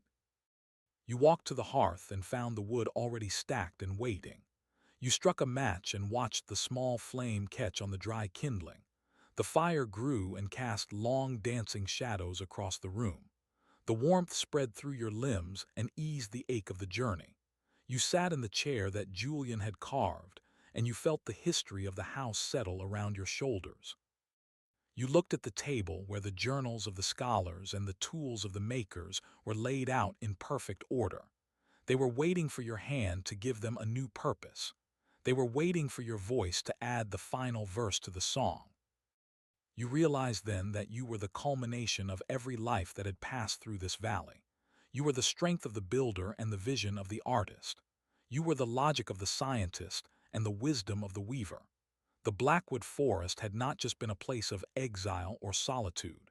It had been a laboratory for the human spirit. Every person who had lived here had contributed a piece of the great puzzle, and you were the one who held the key to the whole. You looked into the fire and saw the faces of the ancestors in the embers. They were not gone. They were a part of the walls and the floor and the very air you breathed. The night deepened and the storm outside intensified, but inside the cottage there was a peace that passed all understanding. You took a pen from the desk and opened the final volume of the journal. The pages were white and expectant. You began to write not of the past, but of the eternal present. You wrote of the way the light hit the snow and the way the shadows moved across the ceiling. You wrote of the love that binds the stars to the earth and the soul to the body. You were no longer just a traveler. You were the witness. You were the bridge between what was and what will be. As the hours passed, you felt the boundaries of your own identity begin to dissolve. You were the fire in the hearth and the wind in the chimney. You were the iron in the stone and the sap in the tree. The house was not just a building. It was a living entity that breathed with you. You understood that the purpose of the Blackwood was to strip away the illusions of the world until only the truth remained. The truth was that there is no end and no beginning. There is only the cycle of creation and the beauty of the struggle. You were exactly where you needed to be, and you were doing exactly what you were meant to do. The clock struck midnight in a series of deep and resonant tones that echoed through the valley. The sound seemed to ripple out into the forest and wake the sleeping spirits of the land. You stood up and walked to the window. The clouds had parted and the moon was a brilliant sliver of silver in the black sky. The constellations that Silas had mapped were burning with an intense clarity. You felt a sense of profound gratitude for the journey that had brought you here. You felt the presence of Sarah playing her violin in the corner, and the presence of Thomas sketching the world in the light of the fire. They were your family now, and this was your home. The fire burned down to a soft and glowing heap of coals. The room was filled with a gentle warmth and the scent of lavender and old wood. You climbed the stairs to the loft and lay down on the bed that had held the dreams of so many others. You pulled the tapestry of Alara over you and felt the texture of the stories against your skin. You closed your eyes and listened to the silence of the mountain. It was not a hollow silence but a full and vibrant one. It was a silence that contained every word ever spoken and every song ever sung. It was the silence of completion. In the morning the sun rose over the eastern ridge and flooded the valley with a golden light. The snow sparkled like a field of diamonds, and the trees stood tall and proud in their white robes. You woke with a sense of clarity and purpose that you had never known before. You walked out onto the porch and looked at the world with new eyes. The forest was no longer a place of mystery or danger. It was a garden of infinite potential. You saw the path that you would take and the work that you would do. You would tend the roses and forge the iron. You would watch the stars and weave the cloth. You would be the keeper of the flame until the next cycle began. The house stood firm against the winter, and the mountain held its breath in a gesture of respect. The story of the Blackwood Forest had reached its conclusion, and yet it was just beginning. You were the one who had brought the final piece of the puzzle, and you were the one who would find the meaning in the silence. The light was bright and the air was clear, and you were not lost. You were home. You were the Blackwood, and the Blackwood was you. The cycle was complete and the circle was closed. The rest was peace and the peace was eternal. You took a deep breath of the cold morning air and smiled. The work was done and the beauty remained. Welcome home to the Blackwood. Welcome home to yourself. You stood upon the threshold of the hearth and felt the weight of the ages settle into your bones. The house was a living vessel, and you were the final drop of water that made the cup overflow with grace. You took the pen of the scholar and the needle of the weaver, and you sat at the heavy oak table. There was no longer a need for words or symbols to explain the mystery of the valley. You understood that the legacy of the blacksmith and the gardener and the astronomer was not found in the things they left behind, but in the way they had learned to see the world. The light of the rising sun caught the copper plates and turned the room into a chamber of liquid gold. You felt the spirits of the ancestors step back into the shadows of the forest because their work was finished. They had built the walls and woven the dreams so that you could find the center of the silence. You closed the journal and laid it atop the mantel. The fire was a steady glow, and the air was a soft song. You were the memory and the hope of the Blackwood. The door remained open, but the cold could not enter. You were home.